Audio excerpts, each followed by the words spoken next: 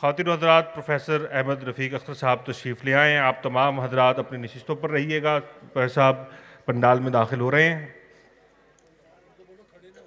اور آپ لوگ تشریف رکھیے اپنی نشستوں پر. استاد محترم کو ہم سب اپنے دل کی گہرائیوں سے، اپنی محبت سے، اپنے خلوص کے ساتھ ان کی خدمت میں خوش آمدید پیش کرتے ہیں.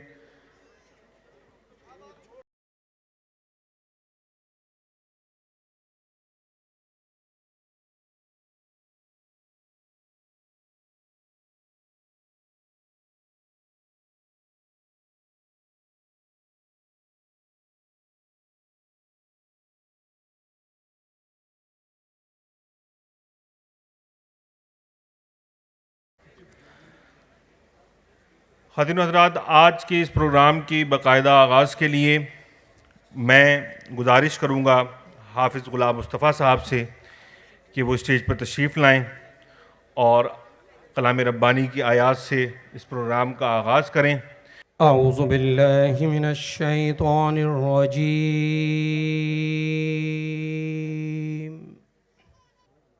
بسم اللہ الرحمن الرحیم.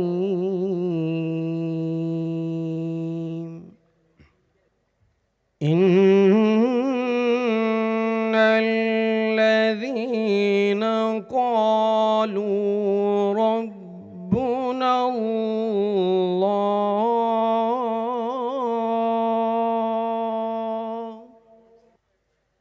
قالوا ربنا اللہ ثم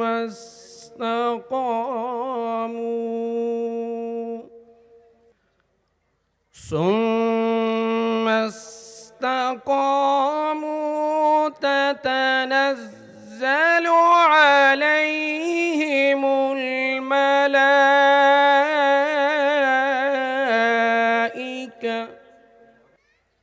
ألا تخافوا ولا تحزنوا ألا تخافوا ولا تحزنوا وأبشروا بالجنة. صدق اللہ العظیم. پروفیسر صاحب، اب بغیر کسی تاخیر کے میرے ذہن میں تو بس ایک ہی چیز آتی ہے کہ بیا ساقی نوائے مرغ زارز شاخ سار آمد، بہار آمد نگار آمد، نگار آمد قرار آمد، کشید ابر بہاری خیمہ ان در وادی سہوادیو صحرا، صدائے آب شاراں از فراز کوہ سار آمد، ضمیر لالم روشن چراغ آرزو کر دے، چمن کے ذرے ذرے کو شہید جستجو کر دے. پروفیسر احمد رفیق اختر. اعوذ باللہ السمیع العلیم من الشیطان الرجیم. بسم اللہ الرحمن الرحیم. رب ادخلنی مدخل صدق واخرجنی مخرج صدق واجعل لی من لدنک سلطانا نصیرا. سبحان ربک رب العزۃ عما یصفون وسلام علی المرسلین والحمد للہ رب العالمین. اللہم صلی علی محمد وعلی آل محمد وبارک وسلم. خواتین و حضرات، اس سے پہلے کہ میں اس موضوع پہ باقاعدہ روشنی ڈالوں، مجھے ایک مسئلے سے واسطہ ہے کہ اکثر لوگ پوچھتے ہیں، اور آج کے دور کے انٹلیکچوئل جو ہیں توحید کے نام پر، شرک کے نام پر رسول اللہ صلی اللہ علیہ وسلم کی تعریف کو کرٹیل کرنے کی کوشش کرتے ہیں. ان کا خیال یہ ہے کہ ہم شان رسول میں مبالغہ کرتے ہیں. مگر خواتین و حضرات، پتہ تو تب چلے کہ اس مقام رسول کیا ہے تو تبھی مبالغے کا تعین ہوتا. میں صرف اس تقریر سے پہلے یہ بڑا اہم ایک نقطہ آپ کو پیش کروں کہ ایک صوفی نے کہا تھا کہ آج تک زندگی میں فریب نفس سے نہیں آگاہی ہو سکی اور مقام رسول اللہ سے نہیں آگاہی ہو سکی۔ خادم حضرات، قرآن کی ایک آیت پڑھتے پڑھتے میں ذرا سا چونک گیا۔ فَلِلَّهِ الْحَمْدُ فَلِلَّهِ الْحَمْدُ رَبِّ السَّمَاوَاتِ وَرَبِّ الْأَرْضِ رَبِّ الْعَالَمِينَ۔ بذات خود یہ آیت فصاحت اور بلاغت میں لاجواب ہے، مگر اس میں جو الفاظ ہیں میں اس کو آپ کو بتانا چاہتا ہوں۔ فَلِلَّهِ الْحَمْدُ رَبِّ السَّمَاوَاتِ وَرَبِّ الْأَرْضِ رَبِّ الْعَالَمِينَ۔ خادم حضرات، سماوات تو کچھ پہلے بھی پتہ تھے، کچھ ماڈرن سائنس نے بھی بتا دیے، کائنات کی تخلیق بتا دی، اجزاء بتا دیے۔ اسی طرح زمینوں کا علم اپنی زمینوں سے ہو جاتا ہے، کتنی وسیع ہوں گی، کیسے بس رہی ہوں گی، کیسے اللہ کا حکم ادھر رہا ہوگا۔ اللہ الذی خلق سبع سماوات ومن الارض مثلہن، اور پھر کہا کہ یتنزل الامر بینہن لتعلموا ان اللہ علی کل شیء قدیر، کہ ہم نے 7 آسمان بنائے، 7 زمینیں بنائیں، اور ان ساری زمینوں میں ہمارا حکم اترتا ہے۔ سو کچھ نہ کچھ تو پتہ ہے، کچھ خدا نے بتایا، اور کچھ سائنسز بھی ہمیں آگاہ کریے کہ آسمان و زمین کیا ہے۔ مگر خاتون حضرت، عالمین پہ آ کے میرا کچھ رک گیا، پورے کا پورا جو تجویز کردہ انکشاف تھے وہ سارے رک گئے کہ عالمین کیا ہے۔ تو پروردگار عالم کے رسول مبارک نے ایک شخص کو تعویل قرآن کی دعا دی تھی، وہ سیدنا حضرت عبداللہ ابن عباس رضی اللہ تعالی۔ تو میں نے کہا چلو ان سے پوچھتے ہیں کیا ہے عالمین کیا ہے۔ اس کی مین وجہ یہ تھی خاتون حضرات کہ میں چاہتا تھا کہ میں ذرا رحمت العالمین میں جو عالمین ہے اس کا سٹیٹس جان سکوں۔ تو جب میں نے ان کی وضاحت پڑھی تو وہ میں آپ کی نظر کرتا ہوں۔ ابن عباس نے کہا 7 آسمان، 7 زمین، وَبَيْنَهُمَا، اور جو ان کے درمیان ہے، اور وہ جسے ہم جانتے ہیں اور وہ جسے ہم نہیں جانتے۔ پھر سن لیجیے، 7 آسمان، 7 زمینیں، اور جو ان کے درمیان میں ہے، اور جسے ہم جانتے ہیں اور جسے ہم نہیں جانتے، سب عالمین ہیں۔ تو میں نے پھر سوچا خاتون حضرات کہ رحمت للعالمین کا کیا مقام ہوگا، جو ان سارے عالمین کے لیے باعث رحمت ہیں۔ تو میں کتنی تعریف کر سکتا ہوں جو مقام رسول تک پہنچے۔ میرا تو صرف ایک ہی خیال ہے کہ زبان، جیسے بڑی پرانی بات ہے کہ پلائٹانس آف ایجپٹ نے کہا تھا کہ خدا کی تعریف میں اور ہمارے درمیان ایک ہرڈل حائل ہے، ہم اللہ کی تعریف کیوں نہیں پوری کر سکتے؟ ایک مشکل کی وجہ سے، وہ مشکل زبان ہے۔ ہماری زبانیں محدود ہیں، ہم مقتور بر خدا کی تعریف کر سکتے ہیں، اور یہی مسئلہ حائل ہے محمد رسول اللہ کی تعریف میں، ہم مقدور بر رحمت للعالمین کی تعریف کر سکتے ہیں۔ اور یہ جو خیال کیا جاتا ہے معاذ اللہ استغفر اللہ کہ ہم رسول کی شان میں تقصیر کرتے ہوئے شاید کوئی شرک اور کفر کا امکان ہے، یہ بہت بڑے جہلا کا کام ہے۔ ایک فرق ہم سب کو واضح ہے کہ خدا ایک ہے اور رسول اللہ بھی ایک ہی ہے، خاتم المرسلین بھی ایک ہی ہیں، رحمت للعالمین بھی ایک ہی ہیں، اور یہ بندہ جانے اور اس کا مالک جانے۔ بعد از خدا بزرگ توئی، قصہ مختصر۔ خادم حضرات، دوسری بات کہ بہت سارے لوگ کہتے ہیں کہ ہم مستقبل کے بارے میں پیشن گوئیاں کرتے ہیں۔ یہ نہیں ہے بات، کوئی پیشن گوئی نہیں۔ میں تو قطعاً پیشن گوئی کو تامک ٹوئی خراش کہتے ہیں، ظن و گمان کے مالک کہتے ہیں، ایسے ہم نہیں کہتے۔ مگر آخر ہر سبجیکٹ میں کوئی نہ کوئی اسپیشلٹی ہوتی ہے۔ میرے ساتھ بیٹھے ہیں ماشاءاللہ یہ کار خیر کے اسپیشلسٹ ہیں، وہ صحافت کے اسپیشلسٹ ہیں، ادھر جناب انتظامات کے اسپیشلسٹ ہیں، وہ خواتین ماشاءاللہ نفسیات کی اسپیشلسٹ ہیں. تو جس سبجیکٹ کو بندہ مسلسل اور متواتر اس کا علم حاصل کرتا ہے، اس کی وجہ سے اس کی اندر ایک اسپیشل ڈسکرشن پیدا ہو جاتی ہے جو باقی لوگوں سے بہت بہتر ہوتی ہے. اور بعض اوقات وہ ایسی باتیں کر جاتے ہیں جو غیر معمولی لگتی ہیں اور بڑی دور تک ایسے لگتا ہے کہ یہ بات انہوں نے اپنے علم سے نہیں کی بلکہ کوئی القا ہوا، یا ایسے لگتا ہے کہ جیسے ان کے ذہن پہ اس بات کا کوئی جیسے فَتَلَقَّى آدَمُ مِن رَبِّهِ كَلِمَاتٍ فَتَابَ عَلَيْهِ، تو ہم اس کو ان یوزلی روحانیت کا نام دے دیتے ہیں. مگر ہمارے معاشرے میں بہت سارے ایسے لوگ گزرے ہیں جو اتنے ذہین ہوتے ہیں اور اتنے کانسنٹریٹڈ ذہانت کے مالک ہوتے ہیں کہ ان کی کہی ہوئی باتیں نہ صرف صحیح ہوتی ہیں بلکہ عجیب و غریب ہوتی ہیں. اس لیے یہ پیشن گوئیاں نہیں ہیں. خاتین حضرات، 2 سال پہلے میرے ایک پیشن گوئی نہیں، پھر وہی کہ فراست طبعی سے جو اللہ کی عنایت مجھ پہ ہے کہ 2023 کا سال جو ہے خونخوار ہے، ظالم ہے، ستم گر ہے، اور 2023 کے سال میں ایسے بڑے بڑے واقعات ہونے کا اندیشہ ہے جس سے دنیا رسک میں چلی جائے گی. لوگوں نے کہا پیشن گوئی ہے، آپ بھی پیشن گوئیوں پہ اتر آئے.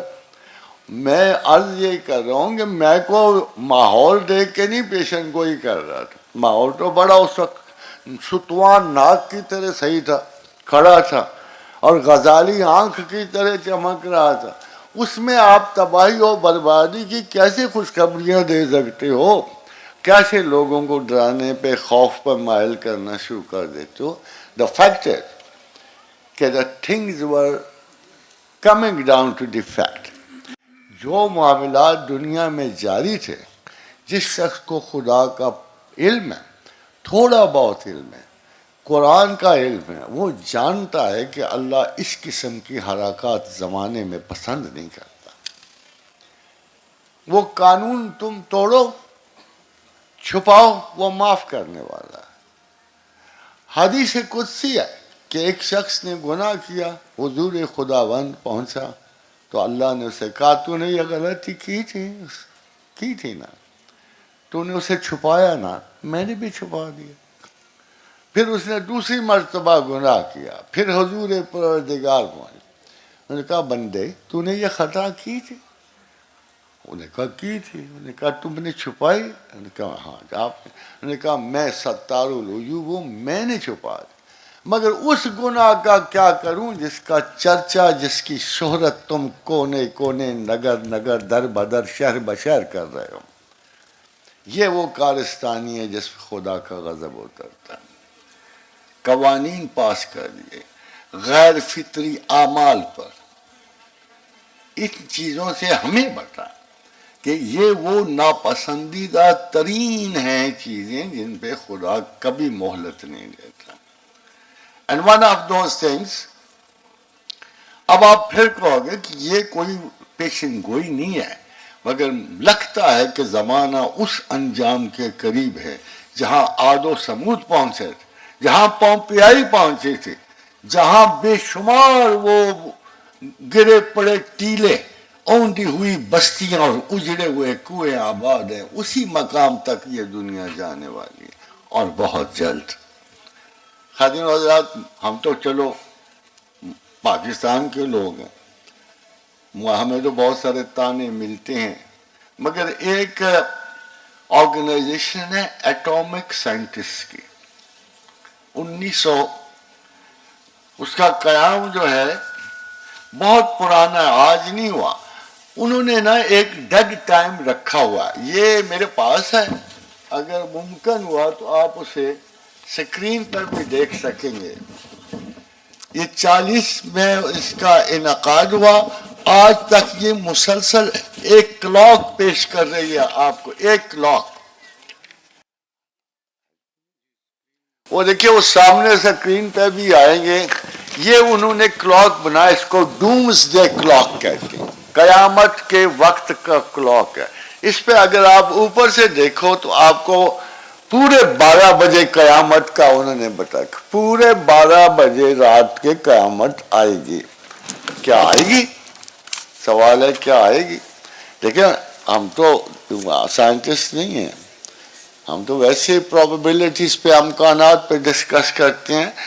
مگر 1953 میں جب یو ایس نے اور یو ایس ایس آر نے ہائیڈروجن بامز بنائے تو اس کا گراف بڑا اوپر چلا گیا، اور انہوں نے کہا کہ اب ہم بہت قریب چلے گئے ڈومز ڈے کے۔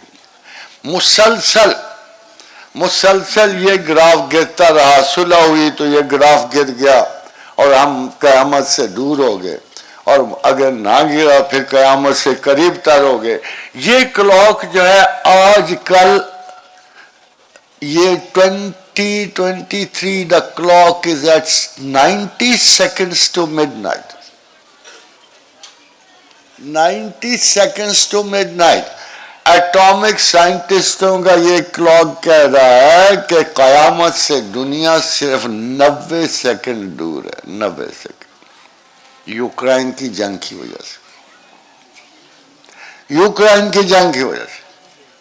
ویسے بھی اس سے 2-4 سال پہلے جب چومسکی سے پوچھا گیا کہ کیا امکانات ہیں دنیا کے بچنے کے، تو اس نے بڑی آسانی سے کہا تھا کہ اب دنیا میں کسی مقام سے بھی کوئی ایسا شعلہ بھڑک اٹھتا ہے اور اٹھ سکتا ہے کہ جو پوری دنیا کے خرمن کو جلا کے خاک کر دے گا۔ خواتین و حضرات، یہ کیوں انہوں نے کہا کہ we are at 90 seconds to midnight، یعنی ہم تباہی اور ہلاکت اور بربادی سے صرف 90 سیکنڈ دور ہیں یوکرائن۔ اس کی ایک وجہ یہ ہے کہ یوکرائن کی جتنے آثار ہیں اور جتنی قومیں اس میں انوالو ہیں، ان کے پاس ایسا کوئی ذریعہ نہیں نظر آ رہا ابھی تک کہ وہ کوئی صلح کا کوئی امکان دور دور تک نہیں نظر آ رہا۔ اینڈ دیر از نو وے کہ اتنے ہیوج اور ظالم کرائسس کو کیسے ختم کیا جائے، اور کیسے، اس کی کوئی صورت نظر نہیں آ رہی۔ تو تھنگز آر ویری بلیک۔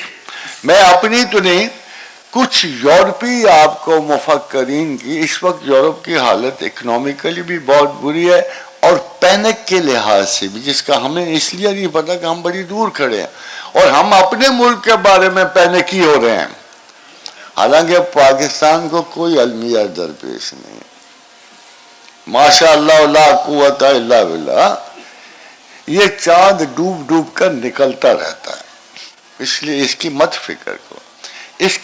اس کی خرابی کے ذمہ دار ہم ہیں، ملک نہیں ہے۔ کیا خوبصورت بات کہی تھی اقبال نے کہ اسلام ہمیشہ مسلمانوں کی مدد کرتا ہے، مسلمانوں نے آج تک کبھی اسلام کی مدد نہیں کی۔ We are responsible for corrupting that greatest possible ideology that has existed from the beginning of its birth even today۔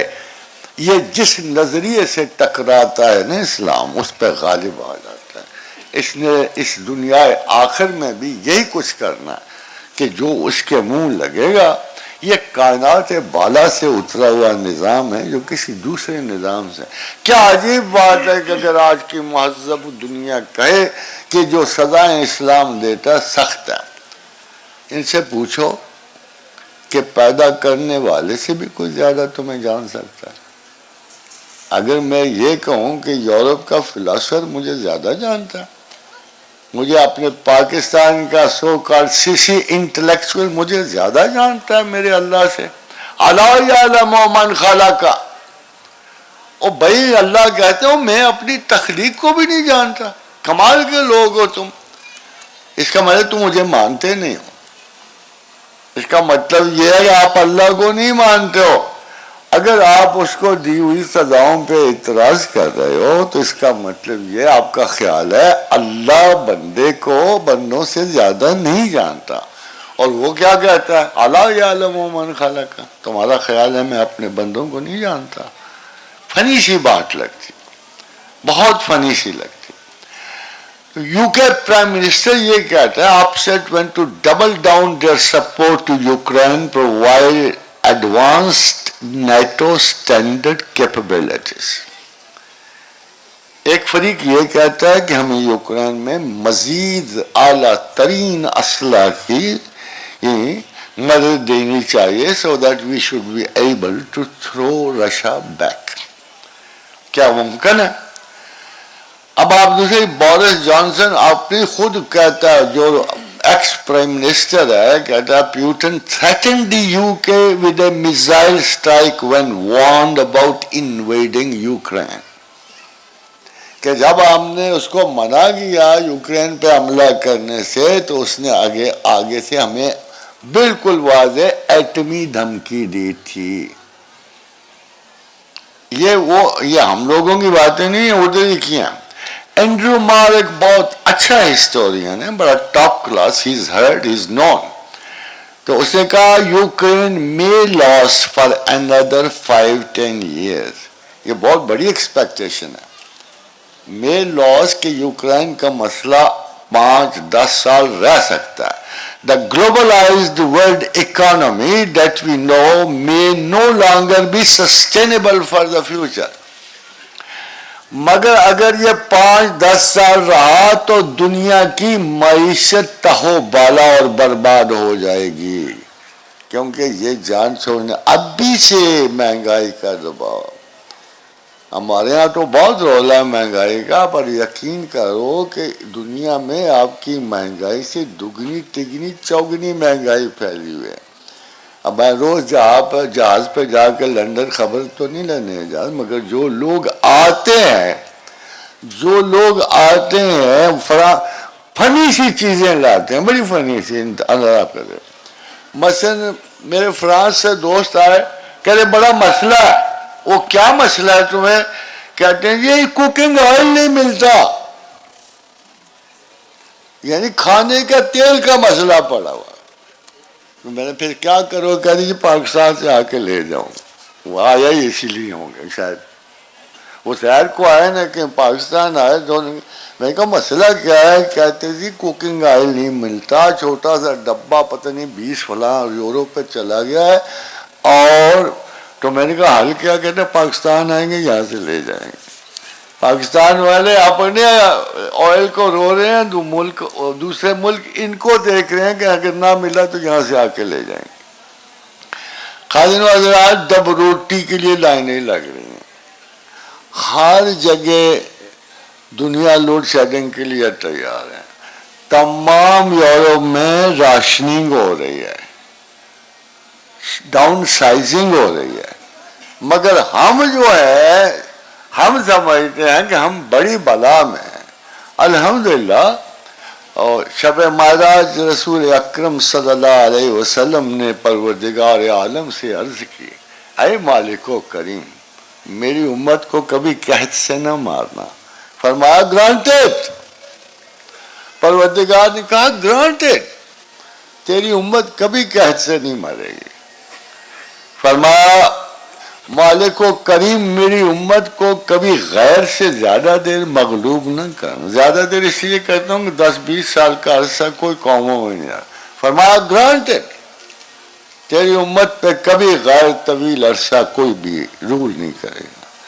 فرمایا میرے پروردگار تیسری خواہش یہ ہے کہ میری امت میں اتحاد رہے، اتفاق رہے. خاموشی اختیار ہو گئی. کہا یہ کچھ اور بات، یہ تقدیر کا حصہ ہے، یہ مقدرات کا پیٹرن ہے. تو آگے سے جواب خاموش رہا. جو خواتین و حضرات، one thing at least very much guaranteed by the hadith of Prophet صلی اللہ علیہ وسلم کہ ہم قحط سے نہیں مریں گے. گندم نہ صحیح نہ، اور تھوڑی فصلیں موجود ہیں. متقابل فصلیں کوئی نہیں ہے جو آپ کھا کے جی سکتے ہو، زندہ رہ سکتے ہو. مگر یورپ کا یہ حال نہیں ہے. وہاں یوکرین ہی سپلائر تھا گندم کا. اور آپ خود سوچو کہ پھر کتنی دیر ان کو لگے گی اس مسئلے سے نکلنے میں، اور کیا ان کی معیشت اور زندگی رہ جائے گی. تو ون مسٹ لک کہ اللہ تعالیٰ کا ہم پر کتنا فضل و کرم ہے اور ہم کسی سے بدتر نہیں جا رہے ہیں. اب دیکھیے فارمر MI6 کا چیف کیا کہتا سر رابرٹ جان سوئلز MI6 ہے کہتا ہے the world faces dark and difficult time. Pakistan کا تو نہیں کہا اس نے, وہ کہتا ہے the world faces dark and difficult time. We need to be extremely careful. We must leave Putin away out of this. We must not step across the line and engage with Russia directly. گئی نا ہوا, نکل گئی نا. وہ یہ کہہ رہا ہے MI6 کا چیف کہہ رہا ہے کہ ہمیں پیوٹن کو فیس ٹو فیس نہیں کرنا چاہیے.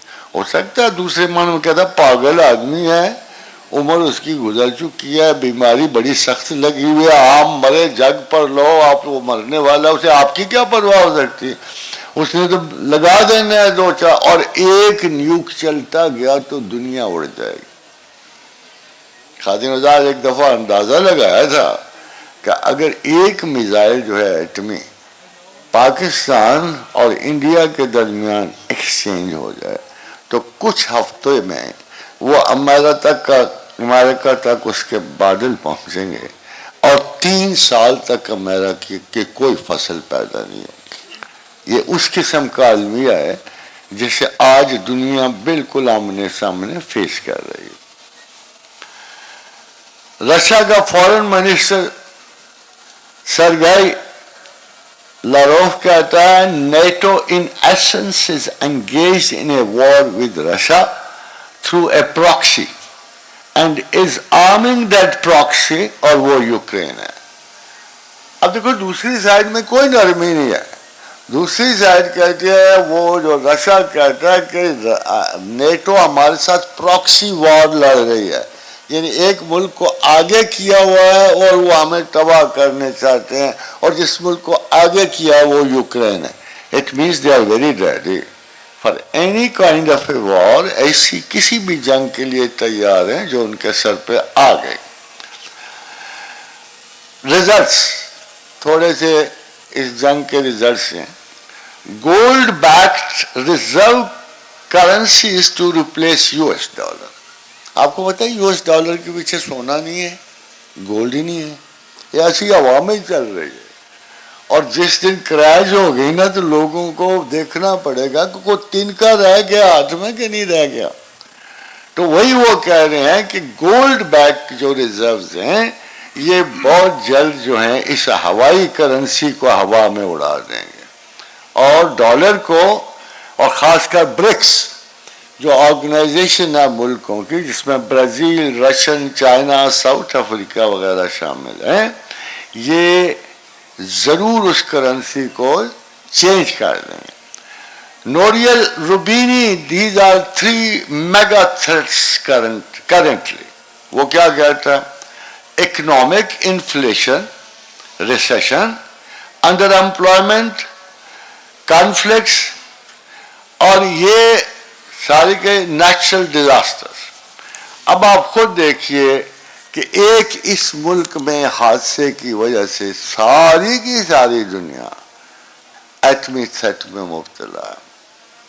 اینڈ وی کنسیڈر, اور ہم اپنے ملک کو دیکھتے ہوئے کہتے ہیں کہ خدا کے فضل و کرم سے اس ملک کو ایسا کوئی المیہ درپیش نہیں ہے. ہماری فصلیں تیار ہیں, ہم چینی باہر بیچ رہے ہیں, ہم چاول باہر بیچ رہے ہیں, اور ہمارے گندم کی بھی ڈسپلیسمنٹ باجرے میں ہے, چنوں میں ہے, مکئی میں ہے, بہت ساری ہے. مگر پھر یہ رولا کیا ہے؟ Obviously it's a political stunt. Obviously our economy is bad. مگر اس عالم میں قوموں کا اتنا زوال سے سوچنا شاید کبھی بھی سوچنا.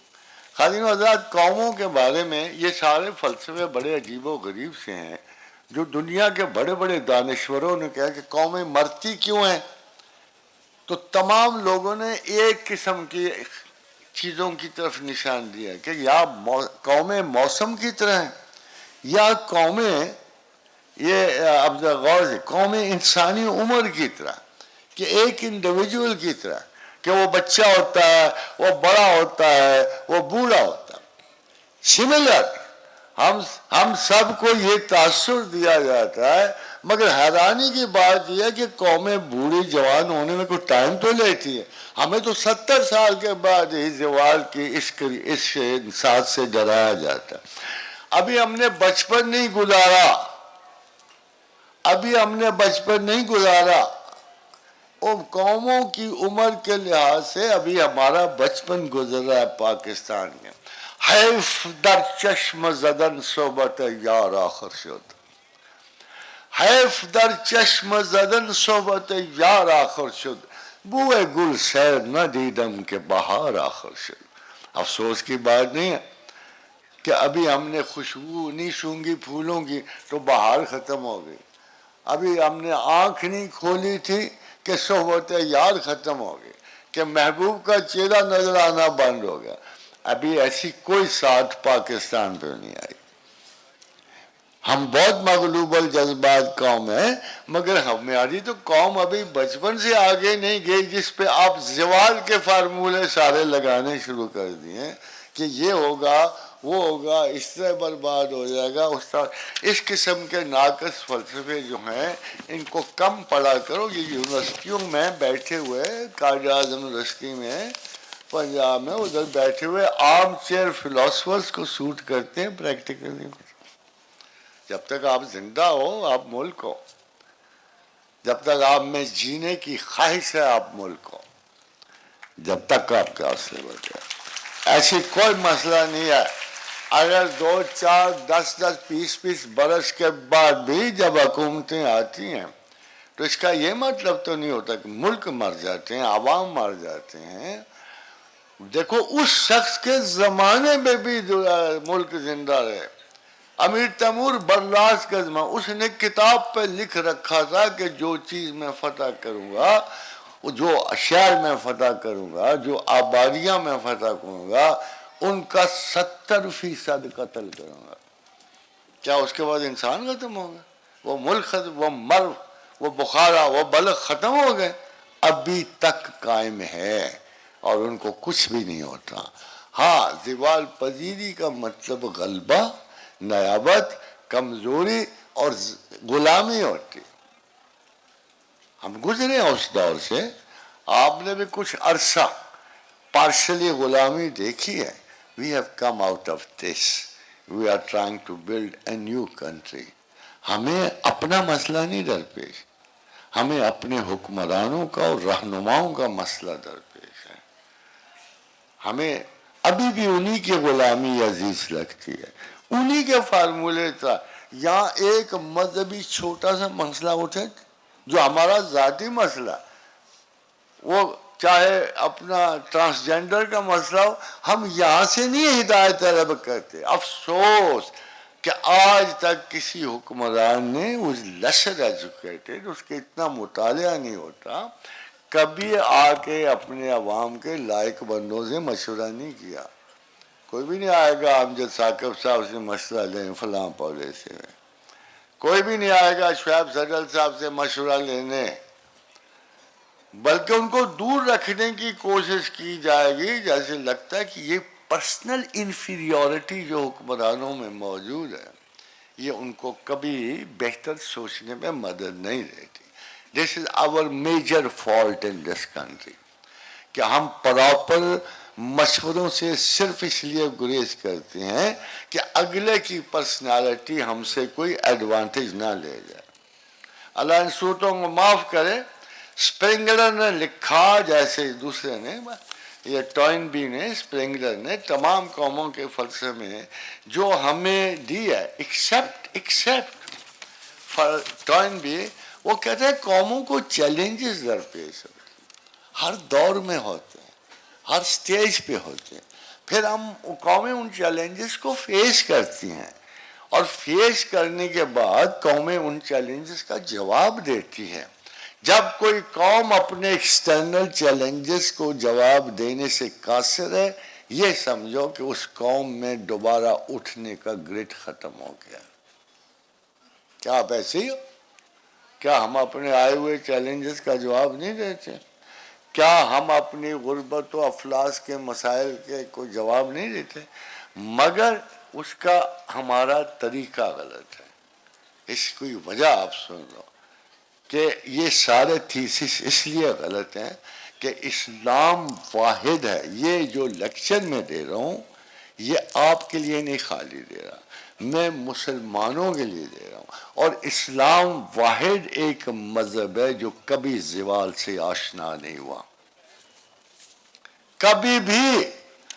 1350 سال فزیکل حکومت کی ہے. اصحاب رسول گئے، ہمارے جان و مال ان پہ قربان، ہماری زندگیاں ان پہ قربان. دیکھتے دیکھتے زمانے کے سردار بنے. ان کے نالائق تر لوگ آئے، بنو امیہ آئے، 1,00,000 مربع میل پہ قبضہ کر لیا انہوں نے.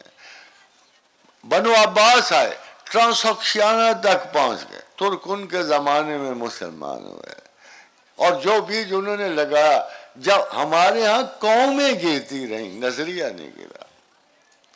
یہ یاد رکھیے، ہم بحیثیت مسلمان قومیت سے نہیں زندہ. اسی لیے اقبال نے بالکل خوبصورت لہجے میں کہا کہ ان تازہ خداؤں میں بڑا سب سے وطن ہے. ہم وطنیت کے حصار میں چلے گئے، ہم عرب ہو گئے، ہم ترک ہو گئے. ہم نے یہ نہیں سوچا کہ ہم اس کے بغیر مظلوم تھے، مقہور تھے، مغلوب تھے. اگر میں صرف اپنی قومیت کے بنا پر، تو مجھ سے طاقتور قومیں موجود ہیں.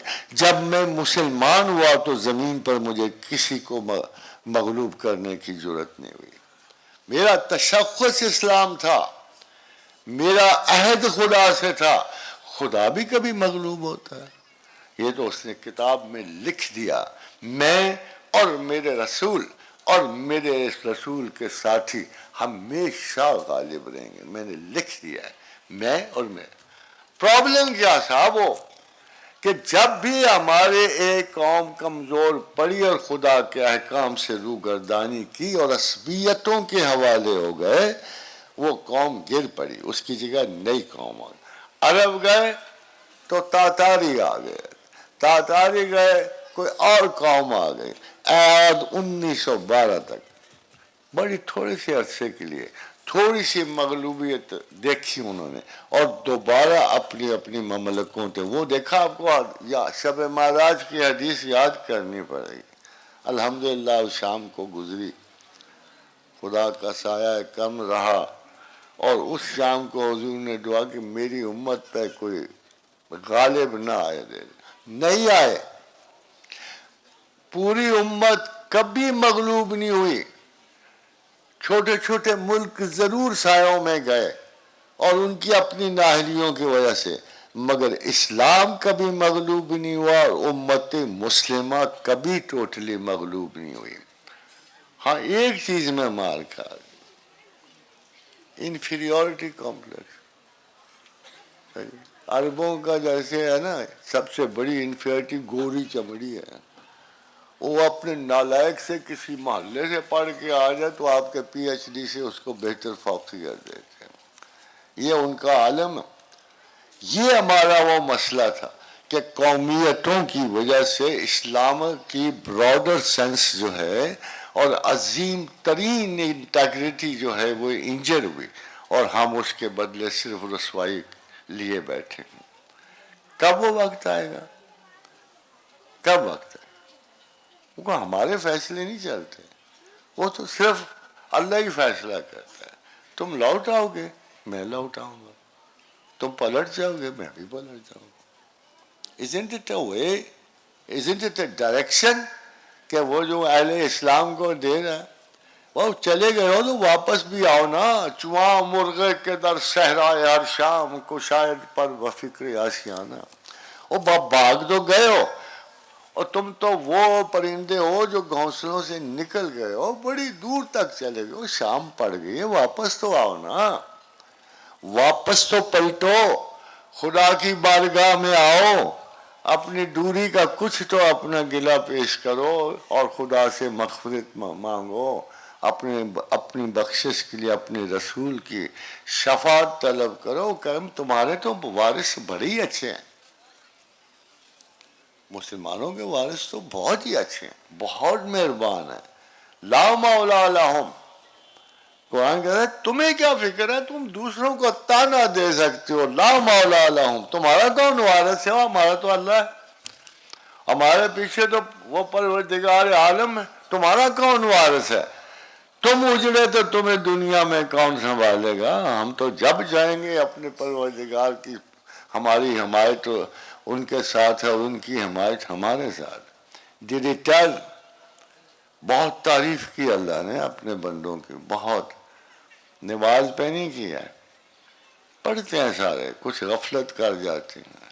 ایک ہی تعریف کی، انہو اواب حلیم، کہ پیچھے پلٹنے والا تھا، توبہ کرنے والا تھا، اور بڑا حلیم متبع تھا، شریف انسان، اچھا تھا، اچھا کلام کرتا تھا. یہ دو بڑی صفات ہیں جو اللہ کو پسند ہے. انہو اواب حلیم. خادم آزاد، resurrection is different from Renaissance.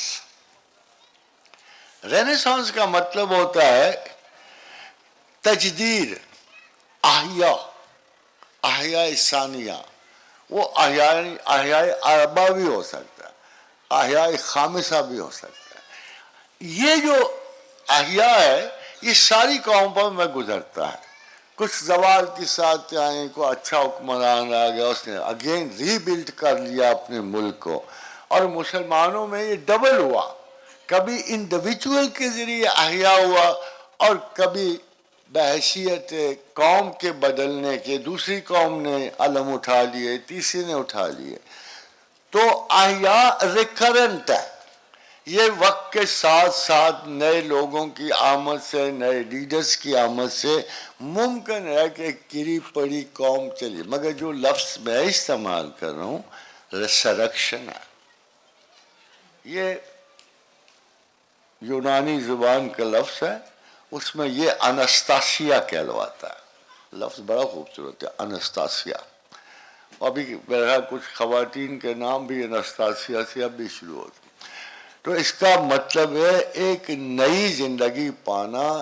اور جیسے یا اوپر سے ہوتا ہے، یہ بیسیکلی بنیادوں ختم ہو جانے کے بعد نئی زندگی پانا. ایک پرندہ کوکنس، تو وہ کوکنس کے بارے میں مجھے بڑا اچھا گاتا ہے، مگر اس کے ایک جو مالائی سا پرندہ ہے جو اپنی راکھ سے پھر زندہ ہوتا ہے. تو وہ ریسرکشن ہے، اپنی راکھ سے پھر زندہ ہونا. اور اتنی خرابی کا شکار ہو گئی ہے ملت اسلامیہ، اور اتنی بڑی خوفناک خرابیوں کا شکار ہے، اور خدا جانتا ہے کہ اس کا احساس ہمیں نہیں ہے. کیا خیال ہے آپ کا اگر اللہ یہ کہے کہ اے امت مسلمہ، میں نے وَأَحَلَّ اللَّهُ الْبَيْعَ وَحَرَّمَ الرِّبَا، میں نے سود کو حرام کیا اور میں نے تجارت حلال کی. پھر کہا اور خدا کے طریقے اس طرح کے نہیں ہوتے. آپ کو پتا ہے ممانعت سود صرف 3 دن خطبۃ الوداع والے پہلے سے ایک آیت اتری، 3 دن پہلے خطبہ وداع سے. 3 دن پہلے کیوں اتری؟ پہلے کیوں نہ اتری؟ خطبہ وداع والے دن عبداللہ یعنی خود عباس ابن عبد المطلب بھی سود لے رہے تھے، اس وقت کیوں نہ اتری؟ اور عرب لے رہے تھے، اس لیے کہ اسلام کے کاؤنٹر نظام ابھی پورے نہیں ہوئے تھے. ابھی زکوٰۃ و صدقات کے نظام ابھی پورے نہیں ہوئے تھے، کہ یہ ایک بلا تھی جو اوپر سے ہوتا ہے. اور اللہ نے پہلے اس کو نارملی منع کیا، نارملی، اور پھر سختی سے. اور سختی کے الفاظ خدا کسی مسلمان کو نہ سنوائے، جو اس وقت بھی سارے سود کھا رہے ہیں، من حیث القوم کھا رہے ہیں، من حیث الامہ کھا رہے ہیں. فَإِن لَمْ تَفْعَلُوا فَأْذَنُوا بِحَرْبٍ مِّنَ اللَّهِ وَرَسُولِهِ. اگر تم یہ لیتے رہو گے تو خدا اور رسول سے جنگ کرو گے. خاتون حضرات، ایک لمحہ اگر میں خاموش ہوں اور آپ سوچو، کہ تمام بینکنگ نظام جو ہے آپ کا خدا اور رسول سے جنگ میں مصروف ہے، اور آپ بھی ہو، میں بھی ہوں. Does it look serious to you? No. آپ کو تو احساس ہی کوئی نہیں ہے. بھائی اگر خدا اور رسول، آپ نمازیں پڑھ رہے ہو نا، حج کر رہے ہو سب، اور اگر اس کے ساتھ آپ خدا اور رسول سے بھی جنگ کر رہے ہو، what kind of people you are? What kind of Muslims you are?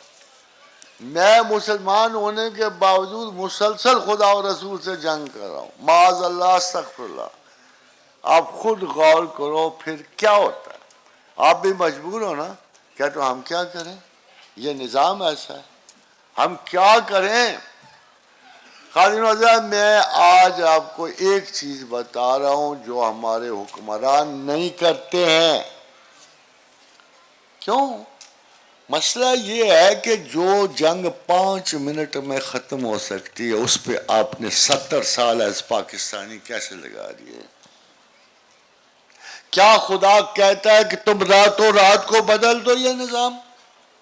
کیا خدا نے آپ کو یہ کہا ہے کہ صبح ایک جج فیصلہ کرے گا اور صبح فوجیں چڑھ جائیں گی، بینک بند ہو جائیں گے؟ کیا خدا یہ کہتا؟ نو. اللہ یہ دنیا کا جج نہیں ہے، وہ ساری کیفیتوں کا جج ہے، سارے مسائل کا جج ہے. وہ جانتا ہے کہ نظام کو نظام سے بدلنے میں کچھ وقت لگتا ہے. اس نے دیکھو کیا عجیب و غریب بات کی. مگر آپ یہ نہیں سوچو کہ اتنے بڑے نظام کے لیے کیا اس نے حل نہیں دیا ہوا. یہ مفتیان عالم کیا پڑھ رہے ہیں قرآن، یہ دانشور اور روزگار ملائیت کے مالک کیا کون سا قرآن پڑھ رہے ہیں اگر ان کو وہ آیت نہیں نظر آتی تو. ایک چھوٹی سی آیت، 2 نظاموں کی آیت. خدا کہتا ہے یہ نظام اس نظام سے جائے گا، تم سود کو بے سود کر رہے ہو. کبھی اس طرف سے سود ٹھیک ہو رہا ہے، کبھی اس طرف سے سود ٹھیک، کبھی کسی مغربی نظریے سے سود ٹھیک ہو رہا ہے. یہ کر کے رہا ہو تم سود کے ساتھ، مختلف تعویلات سے تم سود کو ثابت کر رہے ہو. اس قسم کی بےایمانیاں اللہ کے ساتھ نہیں چلتی. اس وجہ سے یہ لعنت مسلسل آپ کے اور آپ کی اولاد کے اعصاب پہ سوار رہے گی.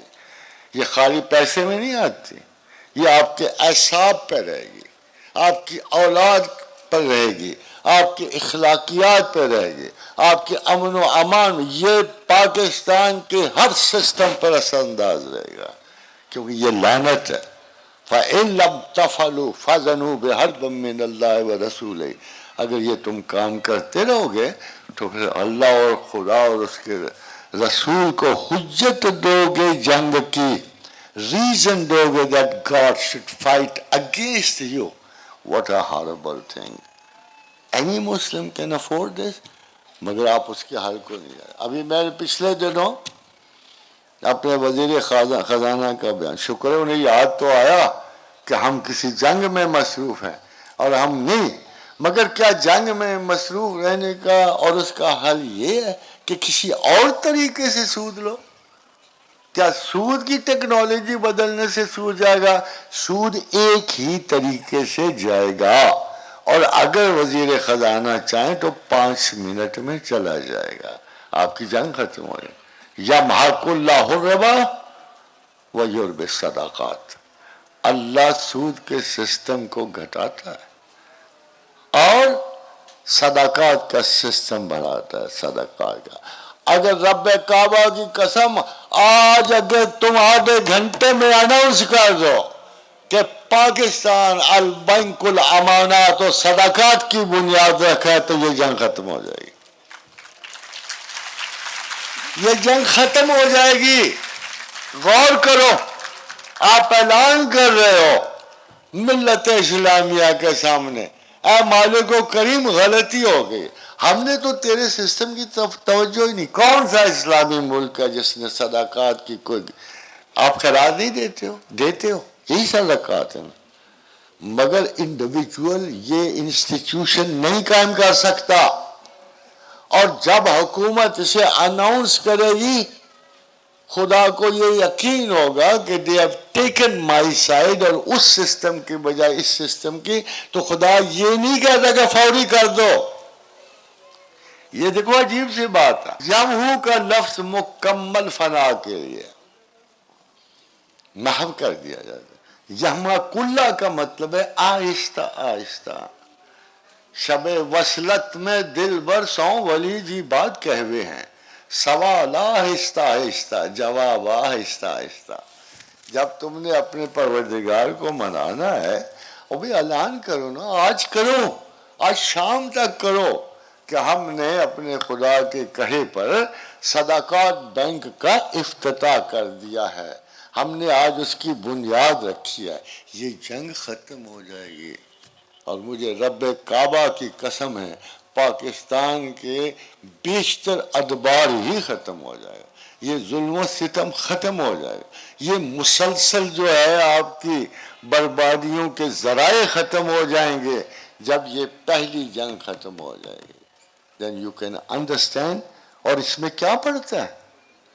اس میں کسی بھی حکمران کا کیا پڑتا ہے؟ رولا تو حکمران بھی ہو جاتے. ایک جج کو میں نے دیکھا، اس نے کل ختم کر دو میرے حکم کے ساتھ. کل کیسے ختم ہو سکتا بھائی؟ پرسوں کیسے ختم ہو سکتا ہے؟ ایک سسٹم آہستہ آہستہ ڈیولپ ہوگا، ایک سسٹم آہستہ آہستہ ختم ہوگا.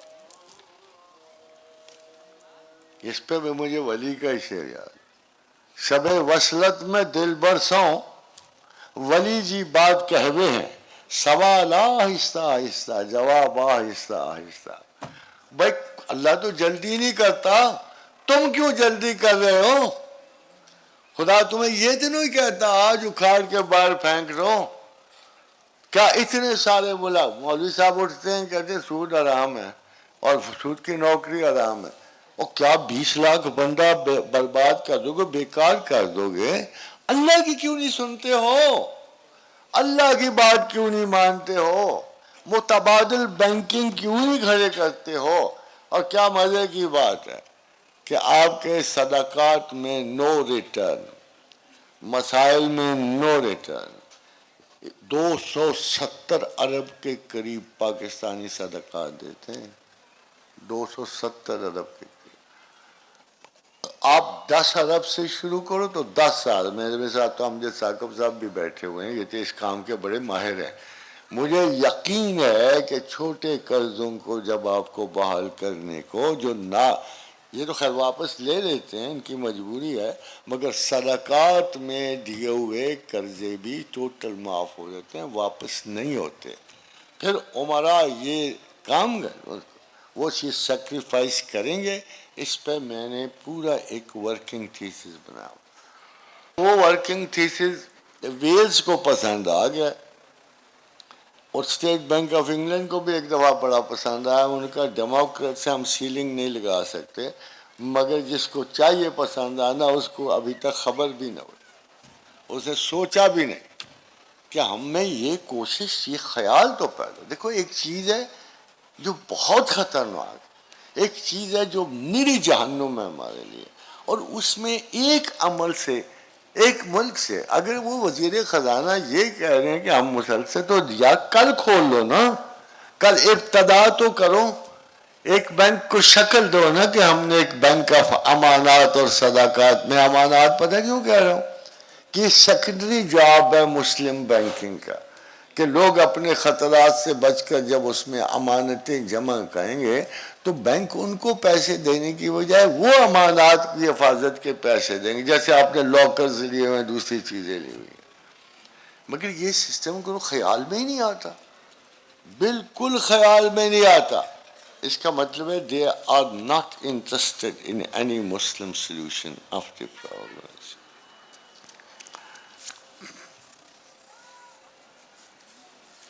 آج کی دنیا میں ہمارے پاس اور ہمارے یورپ کا سے ایک فرق ہے. فرق یہ ہے کہ یورپ جب آپ کو کہتا ہے نا دنیا ڈومس ڈے ہے، تو وہ بیچ والے اس کے پاس کوئی منزل نہیں ہے، سٹے نہیں ہے، کوئی اس کے پاس کوئی ایسی جگہ نہیں ہے جہاں وہ سٹے کرے اور سٹے کرنے کے بعد ایکسپیکٹ کرے کہ اس کے بعد بہتر دن ہوں گے. وہ سیدھا بڑھتا ہے کہ ایک وار ہو گئی آگے ڈومسڈے ہے، ہیڈ وے ہم نے جانا ہے موت اور افلاس، غربت اور انہائیلیشن کی طرف یہ. مگر بحیثیت مسلم کے ہمارے پاس بیچ میں ایک سٹے ہے. وہ سٹے کون سا ہے؟ ورود مہدی، نزول عیسیٰ. یہ وہ سٹے ہے جو کسی غیر مسلم قوم کے پاس نہیں ہے، کہ ہمیں دو ہستیوں سے واسطہ پڑھنا ہے ابھی. اور چونکہ وہ دو ہستیاں ایسی مبارک ہیں اور ایسی کریمانہ صفات کی مالک ہیں کہ ان کے ہوتے ہوئے دنیا کسی مکمل تباہی سے آشنا نہیں ہوگی.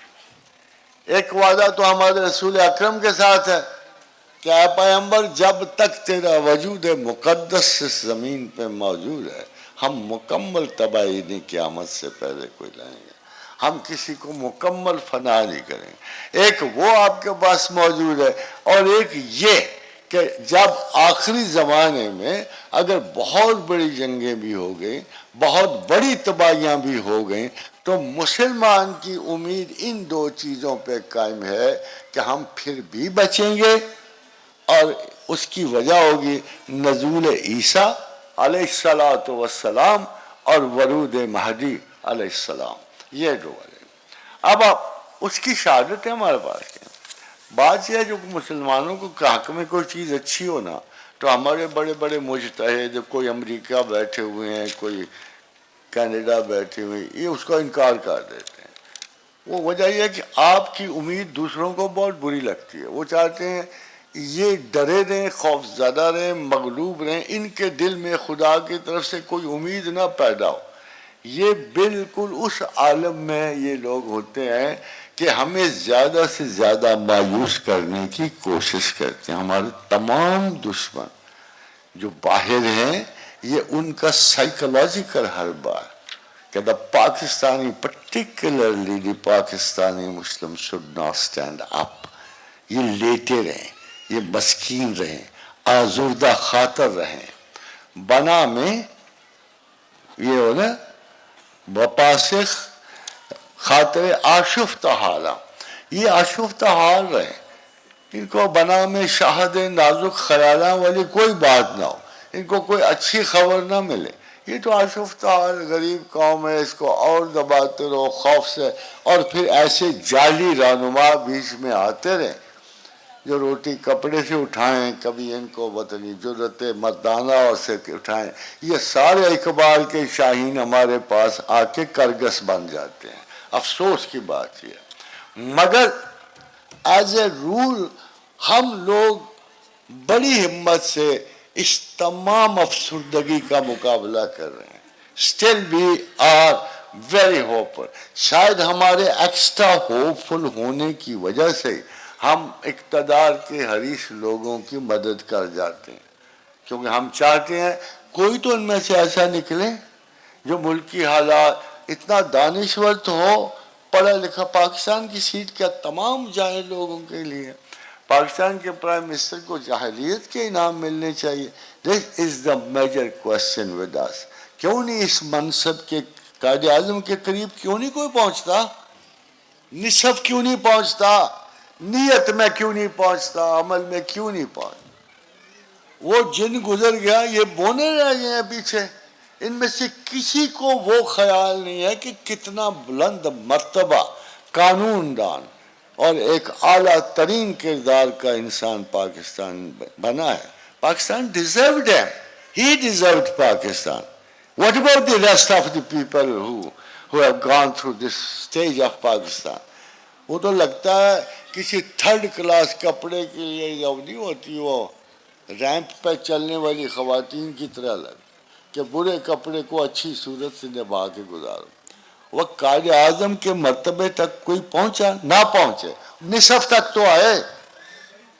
ایک نیت تو سلامت رکھے، وہ نیت تو سلامت رکھے نا جس کے بارے میں اس کا مخالف کہتا ہے بائی گاڈ از ویری اسٹبر.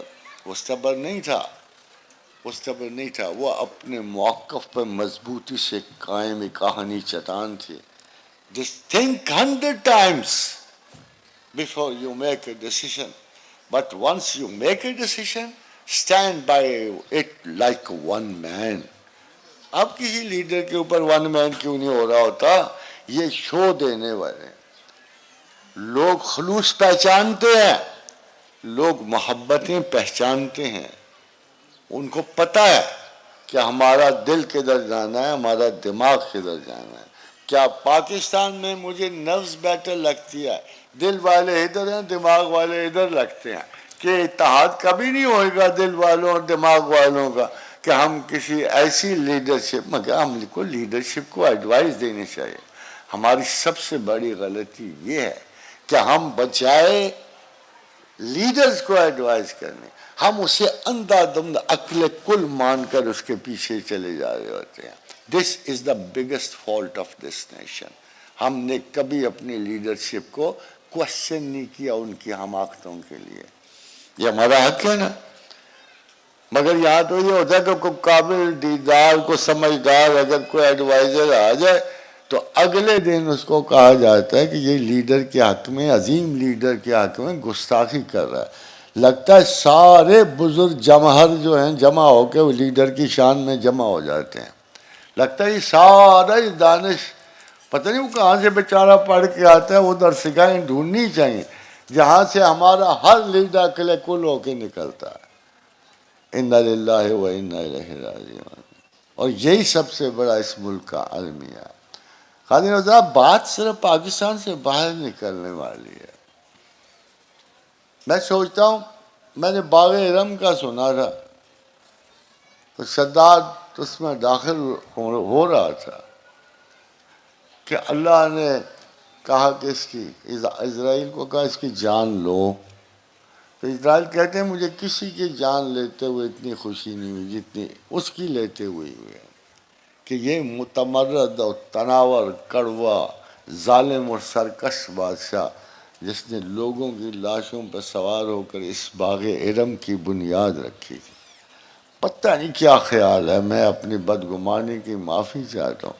جب میں نیوم سنٹی کا سنتا ہوں نا $1000 سے، تو مجھے باغ ارم لگتا ہے، وہی مقام لگتا ہے، وہی جگہ لگتی ہے، وہی ایک عرب کا متمرد بادشاہ لگتا ہے جو اپنے آپ کو اس باغ میں، مجھے نہیں لگتا کہ شاید وہ باغ میں داخل ہو، مگر تاریخ تو اپنے آپ کو کسی نہ کسی شکل دہراتی ہی رہتی ہے، اور ہمارے ان کے انجام ہماری نظر کے سامنے ہے۔ تو خادم حضرات، میں نے ہم میں یہ مسلسل جو غلامی ہے ویسٹ کی، اس کو دور کرنے کے لیے these are my suggestions which are not for Pakistan only۔ میرا خیال یہ ہے کہ ہمیں مل بیٹھ کے سوچنا ہے کہ ہم ایک نئی شکل و صورت عالم اسلام کے لیے تیار کیے۔ Individual Muslims are never together. ہر ملک وطنیت کی بنا پہ استوار ہے، ہم مسلمان نہیں ہیں۔ میں سیدھی سادی سی بات ہے، ہمارا نومنکلیچر ضرور ہے، مسلمانی جذبہ ہم میں نہیں ہے۔ آج میں دکھ درد تو محسوس کر رہا ہوں، میں ترکیہ کے لیے غمزدہ ہوں، میں جہاں بھی مسلم کا لاس ہے، مگر یہ کون سا دل ہے جو یہ لاس فیل کرتا ہے؟ اس احساس کے بدلے میں کیوں نہیں مسلم امہ کے دل میں خیال آتا کہ ہمارے بھائی مشرق میں بھی ہیں، مغرب میں بھی ہیں، افریقہ میں بھی ہیں، نیل کے ساحل سے لے کے تابہ حد کاشغر یہ برادری پھیلی ہوئی ہے۔ Why don't you feel like one body? Why؟ اس کا محض جواب یہ ہے کہ ہماری ان سے کوئی ہمدردی نہیں ہو سکتی جب تک جیسے میں آج مسلمان ہو کے ان کے لیے فیل کر رہا ہوں، وہاں کا بھی مسلمان اگر میرے لیے اسی طرح فیل کرے۔ یہ یکجائی ایمان و احساس جو مسلمانوں کو مسلمان بناتا ہے، یہ واحد وہ چیز ہے جو مسلمانوں میں گم ہے، یہ مسلمانوں میں اب نہیں رہی۔ شناسائی اسلام نہیں ہے، دکھ نہیں ہے، امت پورے ایک جسم کی طرح ایک ہے، ایک عضو کو تکلیف پہنچے گی تو پورے جسم کو پہنچے گی۔ یہی قول رسول ہے، یہی قول اللہ تعالی ہے کہ آپس میں وَاعْتَصِمُوا بِحَبْلِ اللَّهِ ہے کہ خدا کے ساتھ جڑے رہو، اس کی رسی کو مضبوط سے تھامو اور یکجائی خیال اختیار کرو۔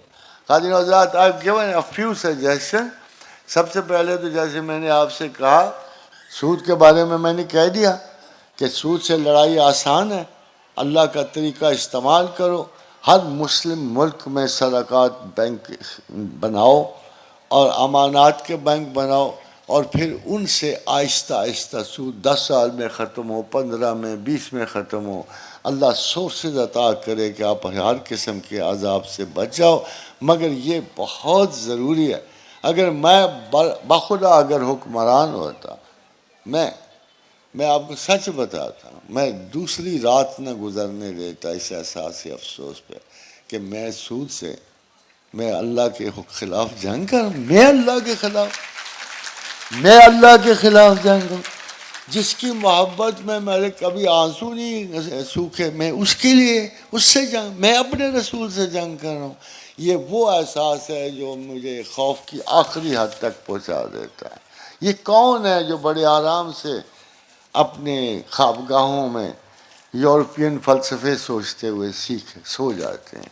یہ پہلی سجیشن ہے میری کہ پاکستانی حکومت اللہ سے ڈرے اور محبت رسول کے چھن جانے سے ڈرے، اور سب سے پہلے اناؤنس کرے کہ ہم نے صدقات بینکنگ کا آغاز کرنا ہے، اور یہ مت دیکھے، اور آہستہ آہستہ، میں نے کہا آہستہ آہستہ کیفیات بدلے، آہستہ آہستہ سود جائے گا، آہستہ آہستہ صدقات کو غلبہ ہوگا، اور سارا زمانہ اگر پاکستان ابتدا کرے تو مجھے خوشی نہیں ہوگی، آپ کو خوشی نہیں ہوگی۔ if we be the leader of this، اور اگر ہم اس چیز کا آغاز کریں گے تو میں سمجھوں گا کہ پاکستان کو اللہ نے ایک نئی برکت سے آشنا کیا ہے کہ ہم نے خدا و رسول سے جنگ ختم کر دی ہے اور اس کی محبت کا آغاز کر دیا۔ خواتین و حضرات، میرا خیال یہ ہے، نیٹو بنی ہوئی ہے، میرا خیال یہ ہے کہ جو اقوام متحدہ ہے یہ کسی بڑے مسئلے کے لیے کرامت نہیں ہے، قطع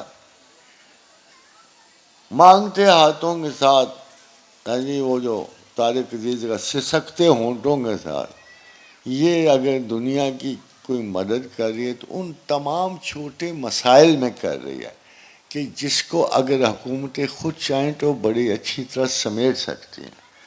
اقوام متحدہ کہ یہ پیٹرن ناانصافی پہ مشتمل ہے۔ ملک تو چھوٹے بڑے ہوتے ہیں، لوگ کیسے غیر برابر ہو گئے؟ فرض کرو ایک ملک کی آبادی 1 ارب ہے اور ایک ملک کی آبادی 2.5 کروڑ ہے، تو یہ تو صحیح ہے کہ آبادی ان کی زیادہ ہے، مگر آپ ملکوں کی بنیاد پر آبادی کی اور ان کی طاقت کی بنیاد پہ کیسے ویٹو استعمال کر سکتے؟ وہ نظام کیسے کامیاب ہوگا کہ جو طاقت کی بنیاد پر ویٹو کا حق دیتا ہے کسی ملک؟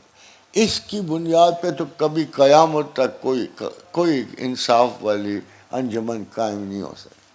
میرا خیال یہ ہے کہ تمام اسلامی ممالک ایک دولت مشترکہ اسلام قائم کریں اور اس میں یہ اصول برتیں کہ تمام قومیں برابر ہیں۔ لیکن ہو سکتا ہے کسی ملک میں تھوڑے مسلمان ہو، کسی میں زیادہ، مگر اللہ کے نزدیک اور رسول کے نزدیک تو تمام مسلمان برابر ہیں۔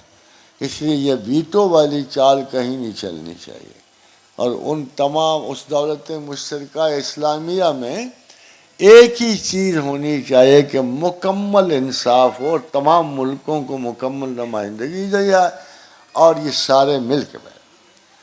خواتین و حضرات، جب امامین زندہ تھے ہم نے مالک سے بات کی، ہم نے ابو حنیفہ سے بات کی، شافعی سے بات کی، ہمارے یہ امام تھے، فقیہ تھے، دانشور تھے، اصولی تھے، اسی طرح فقہ جعفریہ کے مصنفین سے، تو یہ 5 کے قریب فقہات پر۔ اس کی مین وجہ ایک خاص تھی، مین وجہ یہ تھی کہ یہ تمام فقہات دوری کی وجہ سے پیدا ہوا۔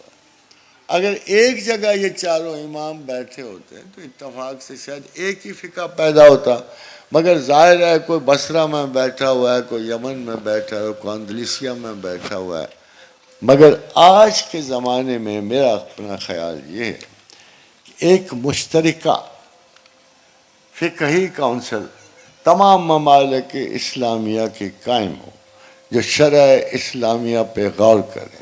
اگر آج آپ سیاسی ویڈیو لنک ہو سکتے ہیں تو مذہبی کیوں نہیں ہو سکتے؟ مگر کوئی بھی امت کا ایک ٹکڑا جملہ قانون پاس کرنے کے قابل نہیں ہوتا. فقہ میں تصرف تبھی جائز ہے اگر ان پہ اجماع ہو اور لوکل مسائل پہ. تو میری تجویز میں مسلمانوں کو دینا چاہتا ہوں کہ تمام اس مسلمان ملک جو ہیں وہ کسی بھی بڑے فقہی میں یورپ سے نہ رائے دیں. یہ ٹرانسجنڈر والی اوپینین جو ہے یہ اسلام ہی دے گا، اور اسلام دے چکا ہے مگر مسلمانوں کو علم نہیں ہے. فقہا اس پہ ناقص عقل سے خاموش رہتے ہیں. اللہ کے رسول تو بڑے سادے ہیں. ہر مرد میں 30% عورت ہوتی ہے، ہر عورت میں 30% مرد ہوتا ہے. آپ کو ایک بڑے مزے کی بات ہے کہ ہر آدمی، ہر عورت بڑی شروع سے بائی سیکشول ہے. اور جب پریزنٹ کرتے تھے گریکس، جب پریزنٹ کرتے، یہ دیکھو اوپر چاند ہے، نیچے پلس کا نشان ہے. جب انسان کو پریزنٹ کرتے تھے پرانی قوموں کے گریکس ہوں یا دوسرے دانشور، اس کو کہتے تھے ہرمافروڈائٹ. ہرمافروڈائٹ آج بھی اس کا وہی نام ہے، ہرمافروڈائٹ. ہرما کہتے تھے گاڈ آف سپورٹس جو ہرمیس ہے، اس کے نام سے، جو اب بھی سپورٹس اسی کے نام پہ ہے. اور فرودائٹ تھا ایفروڈائٹ کے نام پہ، کہ ہر مرد نصف عورت ہے نصف مرد ہے. مگر کیا اس وجہ سے کچھ نہ کچھ کوالٹیز عورتوں کی مردوں میں ہوتی ہیں، کچھ نہ کچھ کوالٹیز مردوں کی عورتوں میں ہوتی ہیں. اور دیکھو اگر طاقتور مائیں ہوں تو بچے مسکین نکلیں گے، اور اگر طاقتور باپ ہوں تو بچے سرکش نکلیں گے. تو آبویسلی یہ زنانہ مردانہ اعضاء کی صفات نہیں ہے، یہ ذہن کی صفات ہے. اور ہرمافروڈائٹ 30% ضرور مکس کرتے ہیں ایک دوسرے میں زنانہ. کیا اس کی وجہ سے کسی کی وجہ مرد عورت بن جائے گا؟ ابھی میرے ایک دوست نے ایک بڑا مزیدار کیس مجھے سنا، جو آئرلینڈ میں جو کیس چل رہا ہے، فنی ہے، کہ ایک لڑکے کو ٹیچر نے کہا تم کھڑے ہو جاؤ. اس نے کہا جی اس طرح نہ مجھے کہو، مجھے میں شی ہوں، میں ہی نظر آتا ہوں مگر شی ہوں، تو مجھے آپ شی کی طرح ڈیل کرو. تو ٹیچر نے کہا نو، تم مجھے جو نظر آتے ہو میں اس طرح کہوں گا، یو آر ہی. کہتے نہیں، اس پہ اس لڑکے نے کیس کر دیا کورٹ میں جا کر کہ جی میں شی تھا، اس نے مجھے ہی کی طرح کیوں ایڈریس کیا. اور یہ کیسز بہت ہیں. یعنی ایئرپورٹ میں ایک صاحب نے کہا کہ میں ایک خاتون کے پاس گیا اور میں نے اسے کہا کہ آئی ایم سوری میڈم. اس نے کہا میڈم، وہ میں شی نہیں ہوئی ہوں. اب بتاؤ یہ دنیا جا رہی ہے جو شی می ہی شی سب اس میں غرق ہو رہے ہیں. اینڈ بلیو می کہ یہ انتہائی ایبسرڈ صورتحال ہے کہ جی مجھے ایک فیلنگ اگر ایک فیمیل آ جاتی ہے تو اس کی وجہ سے میں فیمیل نہیں ہو جاتا. یہ بہت بڑی حماقت ہے. اور بہت سے مردوں میں اگر کوئی فیلنگز جس کو دھیما پن، تھوڑی سی کاورڈس آ جائے تو اس سے یہ کبھی بھی نہیں ثابت ہوگا کہ یہ مرد جو ہے، یہ لڑکی مرد بن گئی، مرد لڑکی بن گئی. ہمارا مدتوں سے نظام میٹرارک اور پیٹرارکس پہ چلا آتا ہے. میٹرارکل سسٹم مادرانہ نظام ایگزبٹ کرتا ہے، اور پدرانہ نظام پیٹرارکل سسٹم میں جو ہے وہ یہ ایک تلخی ان کی صفات ہیں. جیسے صحراؤں اور پہاڑوں سے آنے اترنے والے لوگ پیٹرارک کہلاتے ہیں، اور میدانوں میں بسنے والی تہذیبیں میٹرارکل ہوتی ہیں، مادرانہ نظام ہوتا ہے. خواتین و حضرات، میں حیران ہوں کہ اس حماقت کے اوپر ہمارے ملک میں بھی چند عجیب و غریب قسم کے انٹلیکچوئل ہیں جن کو بڑی مشکل ہے انسان کہنا وہ انٹلیکچوئل بھی ہے، وہ اس قسم کے تھیسز فارورڈ کر رہے ہوتے ہیں صبح شام. تو یہ میں سمجھتا ہوں کہ فقہی مسائل کے لیے ایک ملک کو نہیں چاہیے. اگر ہم اتنے سارے اسلامی ملک ہیں، سب میں اپنے اپنے اسلامی نظام بھی قائم ہوں گے، علماء دین بھی ہوں گے، ہم کسی مسئلے پہ امت کے اجماع کے لیے ہم سب کو اکٹھا کر سکتے ہیں، اور ہم شرع میں ایک قسم کا توازن پیدا کر سکتے ہیں جو عالم اسلام پر ہے. خادم حضرات، میری تیسری رائے یہ ہے کہ ہر سکول آف تھاٹ اپنے دروازے سے باہر کسی مسلمان کو مسلمان نہیں سمجھتا. ہر سکول آف تھاٹ. دیوبند کے دروازے کے باہر کوئی مسلمان بستا ہی نہیں ہے. بریلی کے گیٹس اندر ہیں، باہر ان کو منع ہے سب کو. یہ بڑا ناقص طرز عمل ہے. ہمیں تسلیم کرنا چاہیے کہ علم کی حدود ایک مدرسے میں قید نہیں ہوتی، اور اسلام تو بہت بڑا مذہب ہے، کائناتی مذہب ہے. ہم اس کو کس طرح دیواروں میں قید کریں گے؟ یہ تو پرانے بادشاہوں والی بات ہوئی، کسی کنیز کو زندہ چنوا دینا دیوار میں، اور ہمارے علماء نے ہمارے دین کو اپنی اپنی دیواروں میں زندہ چن کے رکھا ہوا ہے. یہ ناقص طرز ہے. unless and until اجماع کسی مسئلے پہ فیصلہ دے دے، اس کے بغیر کسی کو غیر مسلم کہنا یا ناقص سمجھنا یہ عقلی توازن کے خلاف ہے.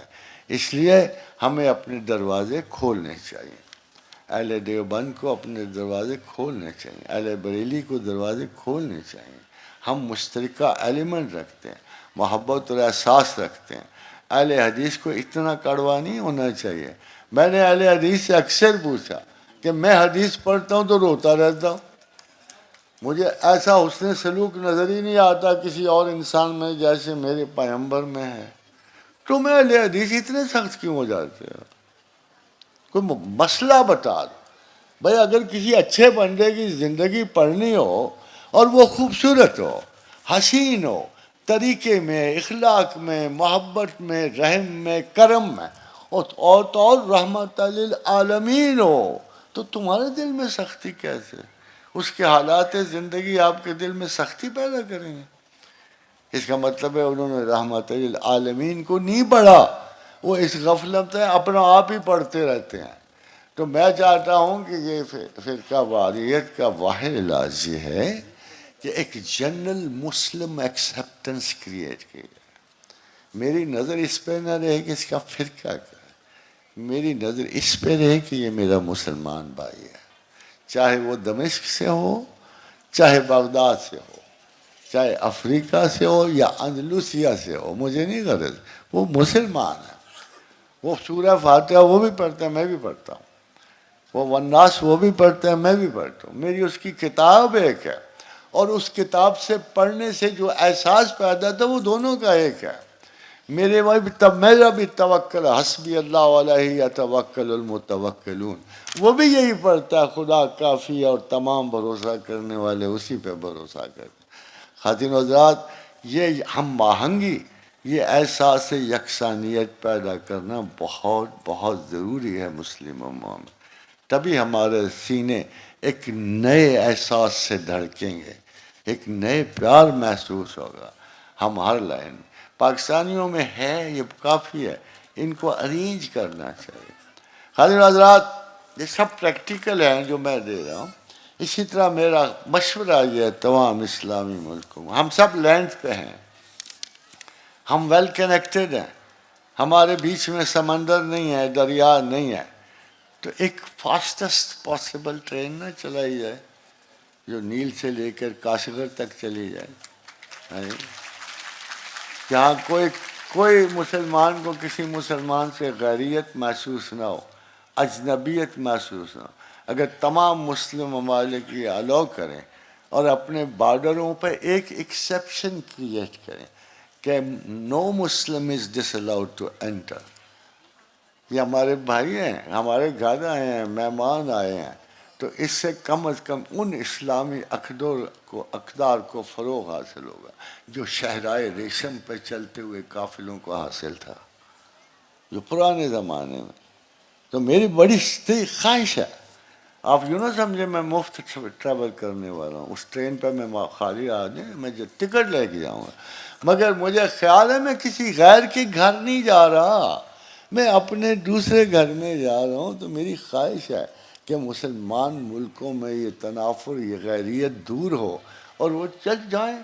کتنے کو کہاں جائیں گے، کچھ ادھر آئیں گے، کچھ ادھر آ جائیں، بڑی رونق ہوگی، بڑی مہمان نوازیاں، بڑے بکرے قربان ہوں گے۔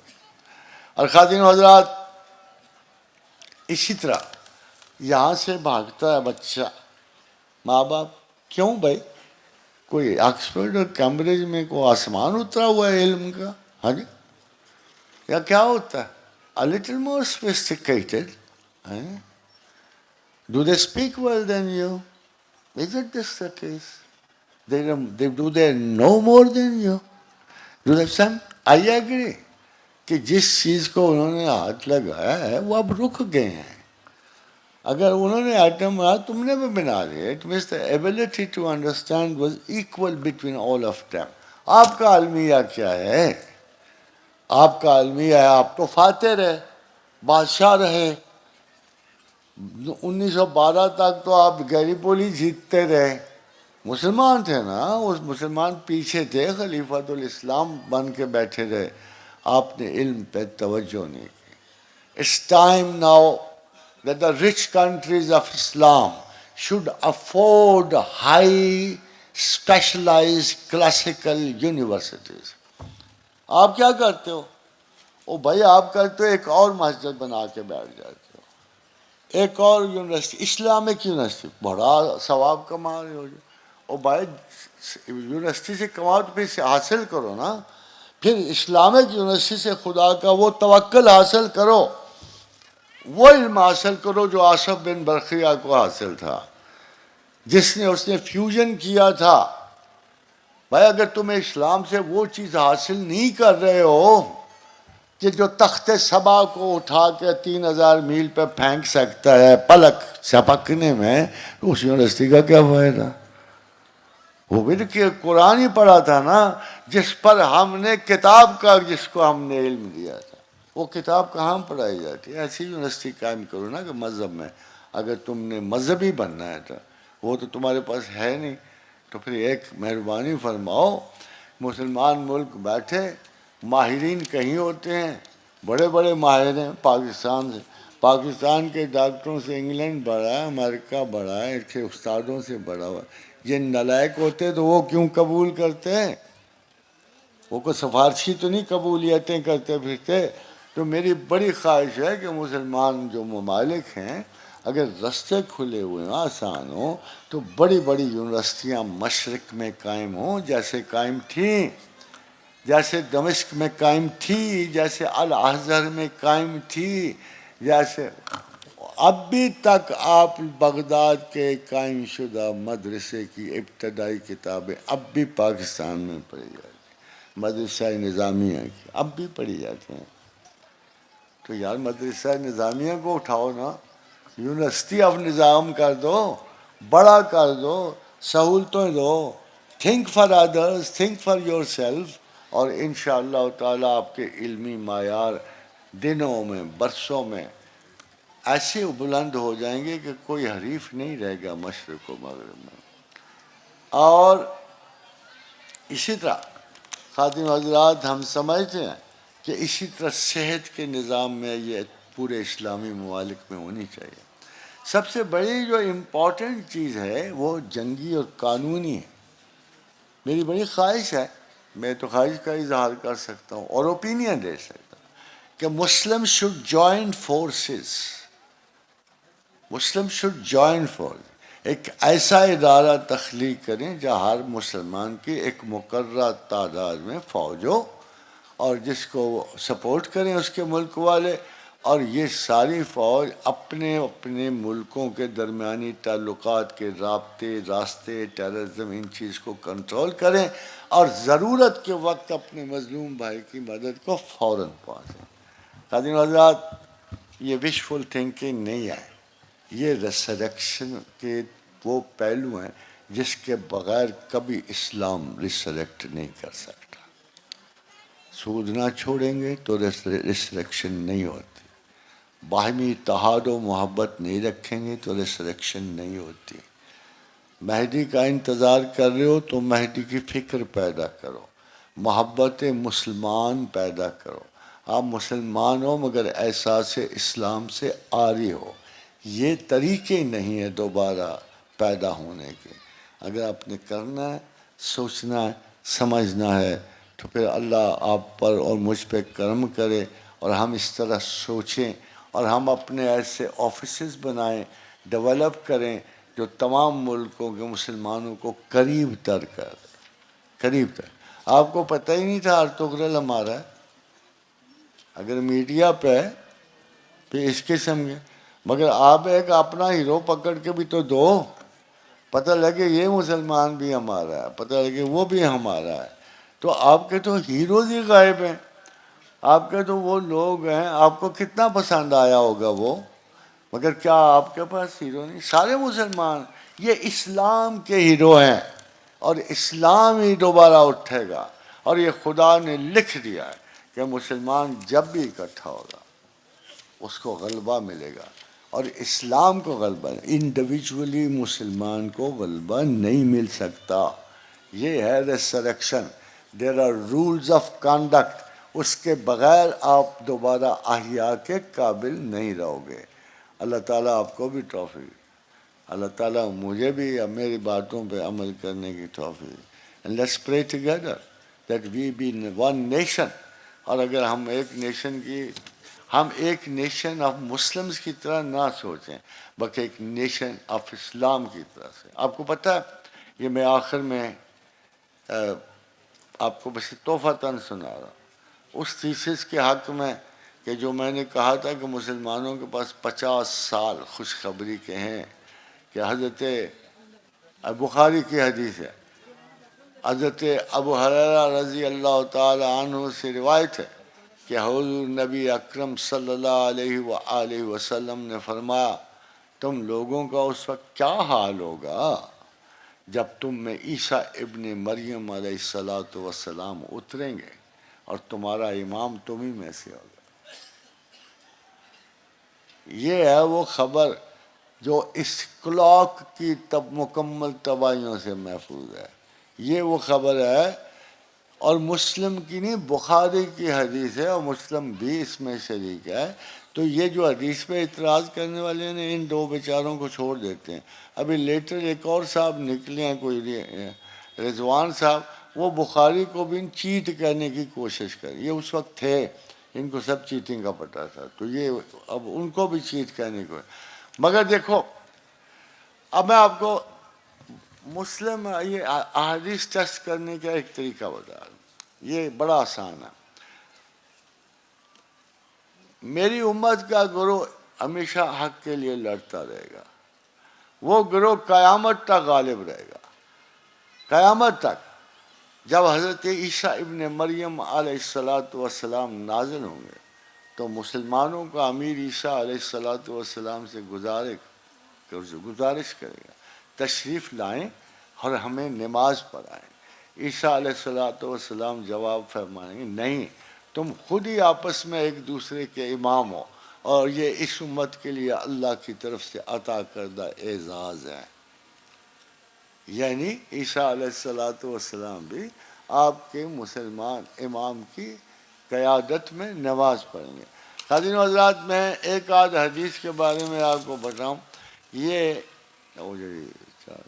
کہ وہ حدیث عجیب سا معجزہ ہے، پیغمبر گئے، حدیث بعد میں، سارے کے سارے ڈسیشن بعد میں، اور یہ یاد رکھیے کہ کسی کمزور حدیث پر اگر کوئی اعتراض کرے نا تو ہم یہ سمجھتے ہیں کہ کوئی ٹھیک اپنے ڈاؤٹس رکھتا ہے، مگر کچھ ایسی حدیثیں ہیں جو حیران کن تک سچی ہیں۔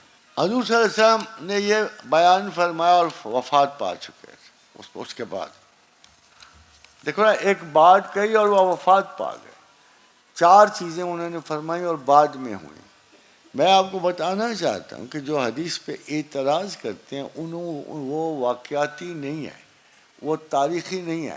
اگر وہ ذرا سی عقل رکھتے تو کہتے یار اس حدیث سے سچی کون سی ہو سکتی، یہ حدیث معجزے کے طور پہ جانی جاتی ہے، معجزے کے طور پہ۔ میں نے آپ صلی اللہ علیہ وسلم سے، نافع بن عتبہ فرماتے ہیں جابر بن سمرہ سے، کہ میں نے اللہ کے رسول سے 4 باتیں یاد کر لیں، اب میں ان کو ہاتھ پہ شمار کر سکتا ہوں۔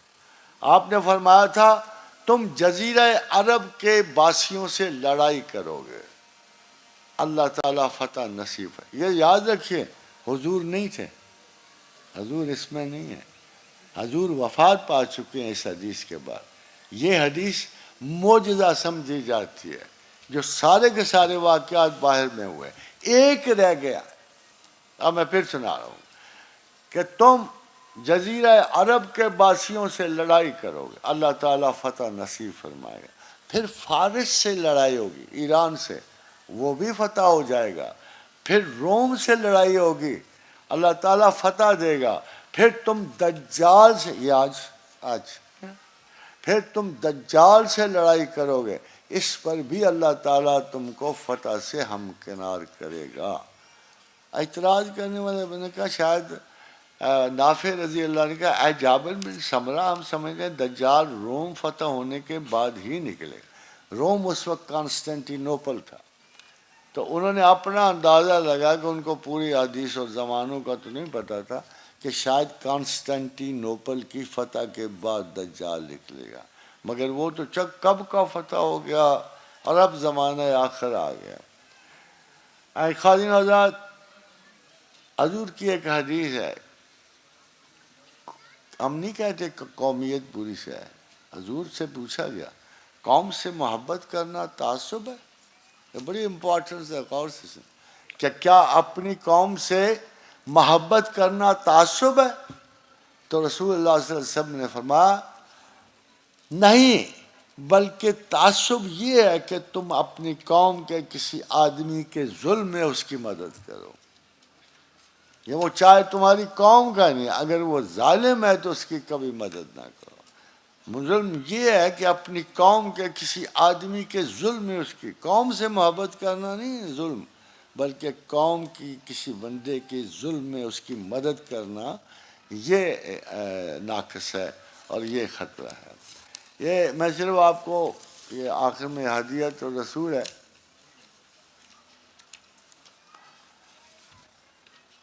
آپ کو اصل ریزن اللہ کے رسول نے آج بتا دی ہے، پہلے سے بتا دی ہے کہ آپ دشمن سے مغلوب کیوں ہو۔ تو فرمایا قریب ہے کہ دیگر قومیں تم پر ایسی ٹوٹ پڑیں گی جیسے کھانے والے پیالوں پہ ٹوٹ پڑے۔ امید ہے ابھی تھوڑی دیر میں منظر سامنے بھی آ جائے گا۔ تو ایک کہنے والے نے کہا کہ کیا ہم اس وقت تعداد میں کم ہوں گے؟ ہم نے کہا نہیں، بلکہ تم اس وقت بہت ہوگے، لیکن تم سیلاب کی جھاگ کی مانند ہوگے۔ اللہ تعالیٰ تمہارے دشمنوں کے سینوں سے تمہارا رعب اور دبدبہ نکال دے گا اور تمہارے دلوں میں وہن ڈال دے گا۔ ایک کہنے والے نے کہا اللہ کا رسول وہن کیا چیز ہے؟ فرمایا حب الدنیا و کراہیت الموت، دنیا کی محبت اور موت کا ڈر۔ حاضرین حضرات، بہت ساری باتیں انہوں نے بتائیں، بہت ساری باتیں سچ ہوئیں، بہت ساری باتوں سے ہم نے گریز کیا، اور مگر ہماری مثال کیا رہ گئی؟ اللہ کے رسول نے کہا جن لوگوں نے اللہ کو چھوڑ کر دوسرے دوست بنا لیے، ان کی مثال مکڑی جیسی ہے۔ They are like spiders، جو ایک اپنا گھر بناتی ہے، پھر سب گھروں سے زیادہ کمزور گھر مکڑی کا گھر ہی ہوتا ہے۔ کاش یہ علم رکھتے۔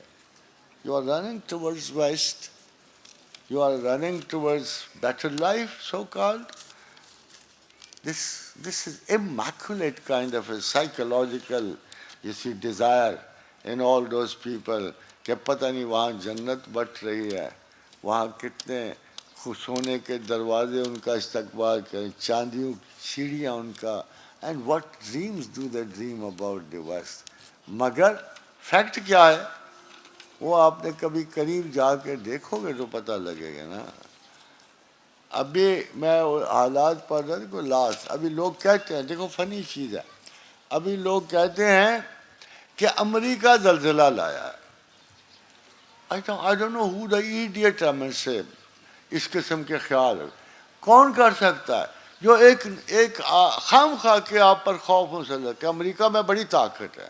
بھائی اگر بڑی طاقت ہے تو ان سیلابوں کو کیوں نہیں روک لیتا، برف باری کو؟ وہ جو روز اس کے ہزاروں بندے مر جاتے ہیں ان کو کیوں نہیں؟ پوری کی پوری اسٹیٹس، آپ کو پتہ ہے ابھی لیٹسٹ برف باری میں ان کا درجہ حرارت -73 تک گیا ہے. اگر اتنی عظیم قوم ہے تو یار اپنے برفانی درجہ تو کم کر لے ذرا سا. تو یہ ساری چیزیں مکر و فریب اور پراپیگنڈا کا حصہ ہے. They are forcing you to think like that it's a power beyond God, it's a power beyond human understanding. ایسا بالکل نہیں ہے. It's all a fake story. آخر میں اللہ نے کہا ظہر الفساد فی البر والبحر، زمین بحر اور بر میں فساد پھیلا ہوا ہے، خشک اور تری میں لوگوں کے ہاتھوں کی بما کسبت اید الناس سے لیذیقہم بعض الذی عملوا لعلہم یرجعون، تاکہ اللہ تعالیٰ ان کے بعض اعمال کا مزہ انہیں چکھا دے تاکہ وہ باز آئیں، جو میں بہت پہلے آپ سے بات کی. And if you don't come back, you face. We are history. آپ کو بولا یہ ہسٹری بڑا اچھا بات ہے کہ جس بندہ کا نام و نشان ناپید ہو جائے نا اس کو کہتے ہیں ہیز ہسٹری. مگر یہ بھی مسلمانوں نے نکالا.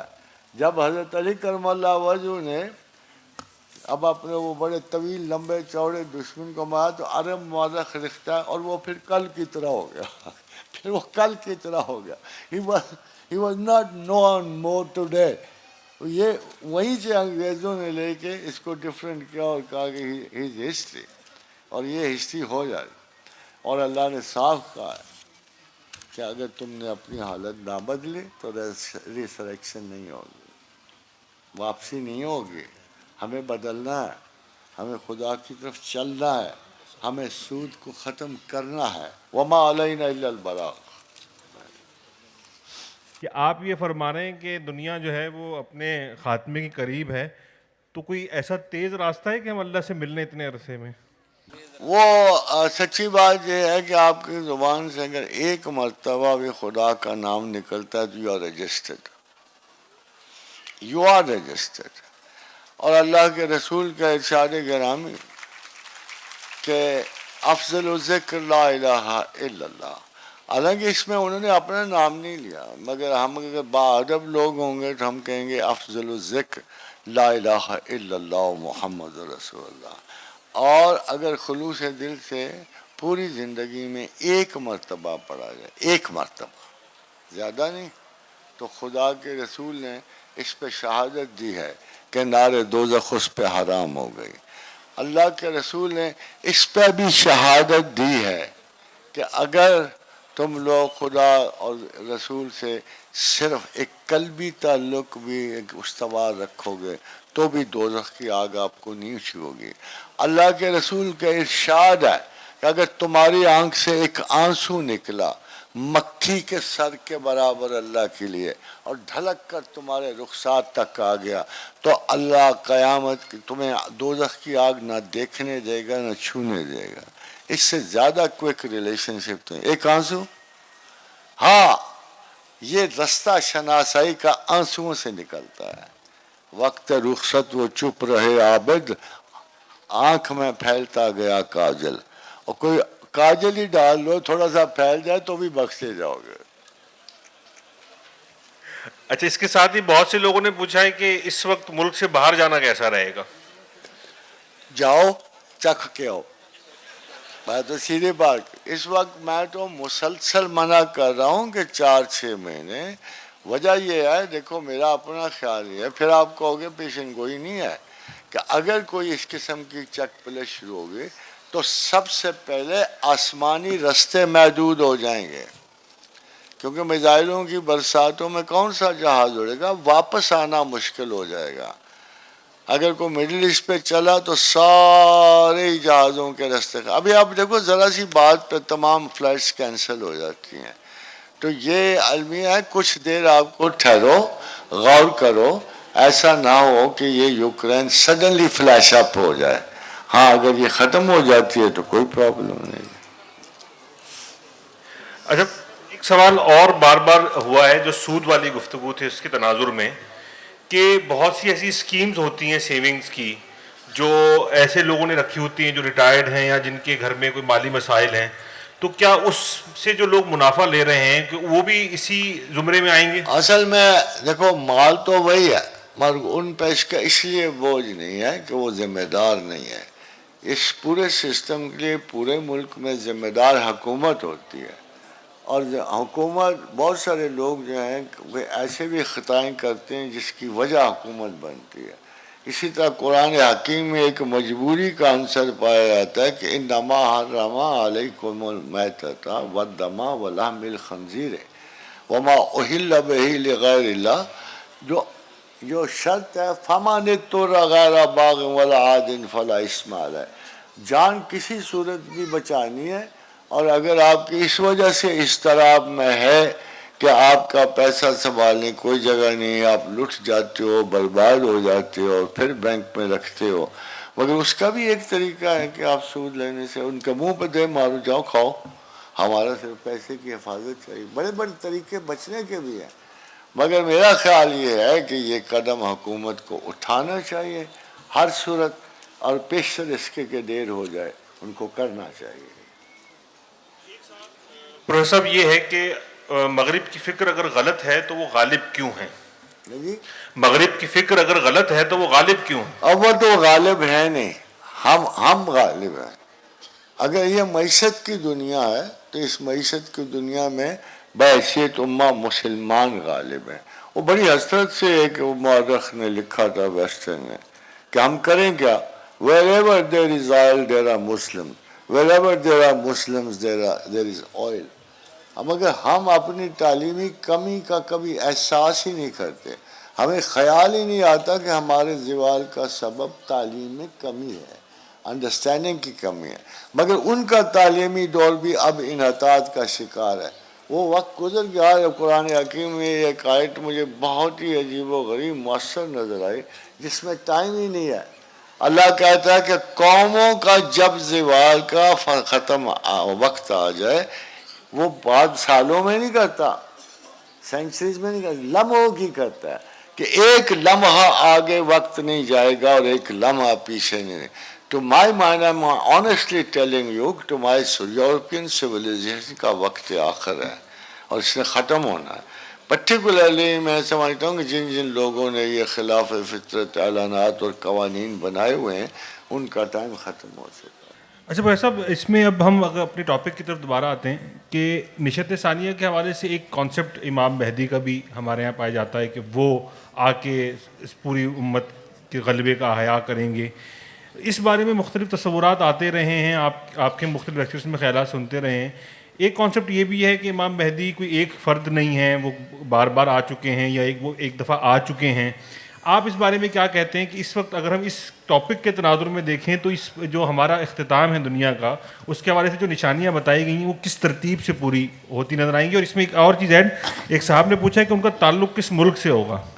یہ دیکھو جو مہدی ہے یہ اگر جنرل کھول دیا جائے اس لفظ کو تو یہ ہر ملک میں, اس میں مسلمانوں میں غیر مسلمانوں میں کوئی بھی ایسا لیڈر جو اپنی قوم کو ذلت و ادبار سے نکال کر کسی بہتر صورت میں لے جائے گا, وہ انگریزوں میں بھی ہو سکتا ہے, وہ امریکنز میں بھی ہو سکتا ہے, فرینچ بھی ہو سکتا ہے. بلکہ یورپ کی تاریخ پڑھتے ہوئے خیال آتا ہے کہ ڈاؤن ٹروڈن نیشنز اتنے زیادہ ان پہ حادثات گزرے ہیں, پھر سڈنلی کوئی بندہ اٹھتا ہے اس کو رینیو کرتے, وہ اس کا بھی ٹائٹل جو ہے اسی قسم کا ہوتا ہے. مگر ہمارے ہاں لفظ مہدی خصوصیات کا حامل ہے, اور ان سب سے بڑی خصوصیات میں یہ ہے کہ مسلم امہ میں زوال نشایہ ثانیہ میں مہدی نہیں آ رہا, اس میں ہمارے لیڈرز آ رہے ہیں. اس میں کہیں سلطان شہاب الدین محمد غوری آ جاتا ہے، کہاں ارطغرل آ جاتا ہے، امیر عثمان آ جاتا ہے، مگر ہم ان کو مہدی نہیں کہتے۔ مگر ایک موقع پر جب سوڈان کے مہدی کا خروج ہوا تو وہ انگریز کے خلاف لڑ رہے تھے، اس وقت نیشنلزم کی جنگ تھی اور مہدی خدا کے نام پر انگریزوں سے لڑ رہے تھے۔ تو اس وقت انہیں ایک لقب دیا گیا، اور لقب جمال الدین افغانی نے دیا کہ میں سمجھتا ہوں کہ آپ کو اپنے مسلمانوں میں مہدی کا لقب اختیار کرنا چاہیے۔ تو آگے سے مہدی نے جو سوڈان کے تھے انہوں نے کہا بھائی میں تو مہدی ہوں ہی نہیں، تو میں تو اس قسم کی کوئی شناخت نہیں رکھتا، تو یہ تم مجھے کیا سمجھا رہے؟ تو انہوں نے جواب میں لکھا کہ انگریزوں کو نکالنے کے لیے اگر مجھے کتا بھی بننا پڑے تو بنوں گا، تجھے تو میں بڑا اچھا ٹائٹل دے رہا ہوں۔ تو مہدی جو ہے ضرور اس وقت جب بھی کبھی کوئی ذلت میں اور پسماندگی میں جائے گا، غلامی میں جائے گا، تو اس وقت کوئی شخص بھی اٹھے گا، ہم مانیے مہدی ہوگا، مہدی نہیں ہوگا، ہم مانیے مہدی۔ ہم جس معنی بات کرتے ہیں مہدی کی، وہ زمانہ آخر میں دجال کی جنگ سے پہلے اور آگے اس کا ہے، اور اس کے ساتھ ہی جیسے ابھی میں نے حدیث سنائی آپ کو کہ عیسیٰ علیہ السلام کا ورود ہے اور حضرت مہدی کا انٹری ہے اس جنگ میں جو مسلمانوں کا لیڈر ہوگا وہ پرٹیکولر مہدی کے ٹائٹل کو اس کو دیا جائے گا، کو جو حضرت عیسیٰ، کیونکہ جب نماز پڑھانے کو کہیں گے مسلمان کہ آئیے آپ پیغمبر خدا ہیں، تو اس وقت رسول نے کہا کہ عیسیٰ کہیں گے تم میں سے تم ہی لوگ ایک دوسرے کے امام ہو سکتے ہو، تو وہ جس شخص کو امامت کا کہیں گے وہی مہدی ہوگا۔ تو یہ ایک پرٹیکولر مہدی ہیں جو مسلمانوں کو ہاں زمانہ آخر میں حضرت عیسیٰ کی مائیت میں ہوں گے، اور ایک وہ مہدی ہے جو جنرل کانسیپٹ ہے، وہ کسی ملک میں بھی کسی نام سے آ سکتا ہے۔ صاحب اس سے جڑا ہوا ایک سوال یہ ہے کہ جو سجیشنز آج آپ نے دیں یا جس تبدیلی کی آپ بات کرتے ہیں، اس کے لیے ایک منظم کوشش کی ضرورت ہے، آپ تنظیم سازی یا اس کی تنظیم بنانے کی بھی آپ ناقد رہیں، اور دوسرا یہ کہ کیا اس کے نفاذ کے لیے آپ کو یا آپ کے شاگردوں کو جو ہے وہ سیاست میں حصہ نہیں لینا چاہیے؟ بڑی اچھی بات ہے، مگر میں آپ کو ایک بات بتا دوں کہ میرے تھوڑے سے میں ہر چیز کا دار و مدار جب اللہ پہ ہے، اور بہت سارے لوگ انقلاب لانے کے لیے لائے، فیل ہوئے، بہت سارے لوگ ایسے اٹھے جن کے خیال میں بڑے ذہین، بڑے دانشور اور ایسے لوگ تھے کہ جو انقلاب لا سکتے، ناکام ہوئے۔ تو اس میں پہلی کنڈیشن ہوتی ہے کہ nobody can bring a revolution the time of which is not come, کہ کوئی دنیا میں بندہ وہ انقلاب نہیں لا سکتا جس کا وقت نہ آیا ہو، اور وقت کی اجازت کون دیتا ہے؟ سمجھے نا؟ اب اگر اللہ آپ کو اجازت دے دے گا، آپ دیکھو جن کو اجازت دیتا ہے ادھر ڈرتے پھرتے، اس نے کہا موسیٰ جا فرعون کی قوم کو جا کے سبق پڑھا۔ موسیٰ نے کہا میں تو ان کا قتل کر کے نکلا ہوا ہوں غلطی سے، اور میں تو ڈرتا ہوں کہ وہ مجھے اس حساب میں کوئی اور سزا نہ دے دیں۔ تو کیا کہا تھا؟ وہ ٹھیک ہے تیری باتیں ساری، میں تیرے ساتھ نہیں ہوں۔ ہمیں تو اس ساتھ کا انتظار ہے کہ خدا آپ کی فکر کا ساتھ دے، سوچ کا اور عمل کا ساتھ دے، اور اللہ آپ پر یہ کرم کرے کہ آپ، یہ تھوڑے لوگ ہیں، بہت سارے لوگ ہیں جن کے ذہن میں یہ خیال آیا ہوگا یا انہوں نے سوچا ہوگا، پھر یہ اور بڑھیں گے۔ پھر اس کو نیچرل چینج کہتے ہیں۔ زبردستی چینج لانے والے ہمیشہ خاسر و خائب و رسوا ہوتے ہیں۔ اس لیے اگر میں تھوڑا سا اللہ کا انتظار کروں، آپ بھی کر لو، تو کوئی حرج تو نہیں ہے۔ صاحب ایک صاحب نے بہت مختصر سا ایک سوال کیا ہے، اور کچھ اس کی معنویت بھی عجیب سی ہے۔ وہ یہ کہہ رہے ہیں کہ اگر خدا مل گیا ہے تو اس کا وہ کہہ رہے ہیں خدا مل گیا ہے، اس کا کرنا کیا ہے؟ یہ اصل میں ایک میں یونیورسٹی سے گزر رہا تھا، ایک آرٹسٹ کو میں نے کہا، یاد کتنی عمر کا تھا، 40 سال، تو مجھے کہہ رہے کیا ہر وقت تسبیح پڑھتے ہیں؟ تو میں کہ یار میرا شغل ہے، دوستی سی فیل ہوتی ہے، انس فیل ہوتا ہے، تو میں کرتا رہتا ہوں. جس دن دل اچاٹ ہو گیا چھوڑ جاؤں گا. تو میں نے کہا تو بھی کر لیا کر. کہنا یار میں ابھی 40 سال ہو گئے ہیں، مجھے تو کوئی ضرورت اللہ کی پیش ہی نہیں آئی، تو میں کیوں کروں؟ تو میں نے کہا یار اس زندگی کا کوئی پتہ نہیں، ہو سکتا ہے 41 سال میں تجھے ضرورت پیش آئے، تو احتیاطاً پہلے سے شروع کر دو. یہ ایتھیسٹک آئیڈیا کا ایک اسپیکٹ ہے. مگر یہ سوال پیدا ہوتا ہے کہ آپ کو خدا ملا کیسے، کس خیال سے ملا ہے؟ پہلے تو اس کو چیک کرو کہ آپ نے کس کا خدا حاصل کر لیا ہے. کوئی یورپی خدا تو نہیں حاصل کر لیا، کہیں آپ شیطان کو تو نہیں خدا کہہ رہے ہو. اگر خدا آپ کو مل جائے تو پھر اس قسم کا سوال اس سینہ انسان سے نکلتا ہی نہیں. اچھا، آپ سے دعا انشاءاللہ کی درخواست ہے، انشاءاللہ. اور آپ سب سے درخواست ہے کہ پروفیسر صاحب کے لیے صحت اور تندرستی کی دعا کیجیے. پروفیسر صاحب. یا ارحم الراحمین، یا ارحم الراحمین، یا ارحم الراحمین، یا ذل جلال والاکرام، یا ذل جلال والاکرام، یا ذل جلال والاکرام. لا الہ الا انت سبحانک انی کنت من الظالمین. اللہم انا اسألک بانک انت اللہ الاحد الصمد الذی لم یلد ولم یولد ولم یکن له کفوا احد. اللہم انا اسألک بان لک الحمد لا الہ الا انت وحدک لا شریک لک الحنان المنان بدیع السماوات والارض یا ذا الجلال والاکرام. وإلہکم الہ واحد لا الہ الا هو الرحمن الرحیم. اللہ لا الہ الا هو الحی القیوم. الف لام میم اللہ لا الہ الا هو الحی القیوم. اللہ اللہ اللہ لا الہ الا هو رب العرش العظیم. حسبی اللہ لا الہ الا هو علیہ توکلت وهو رب العرش الکریم. اپنی اپنی دعائیں مانگ لیجیے.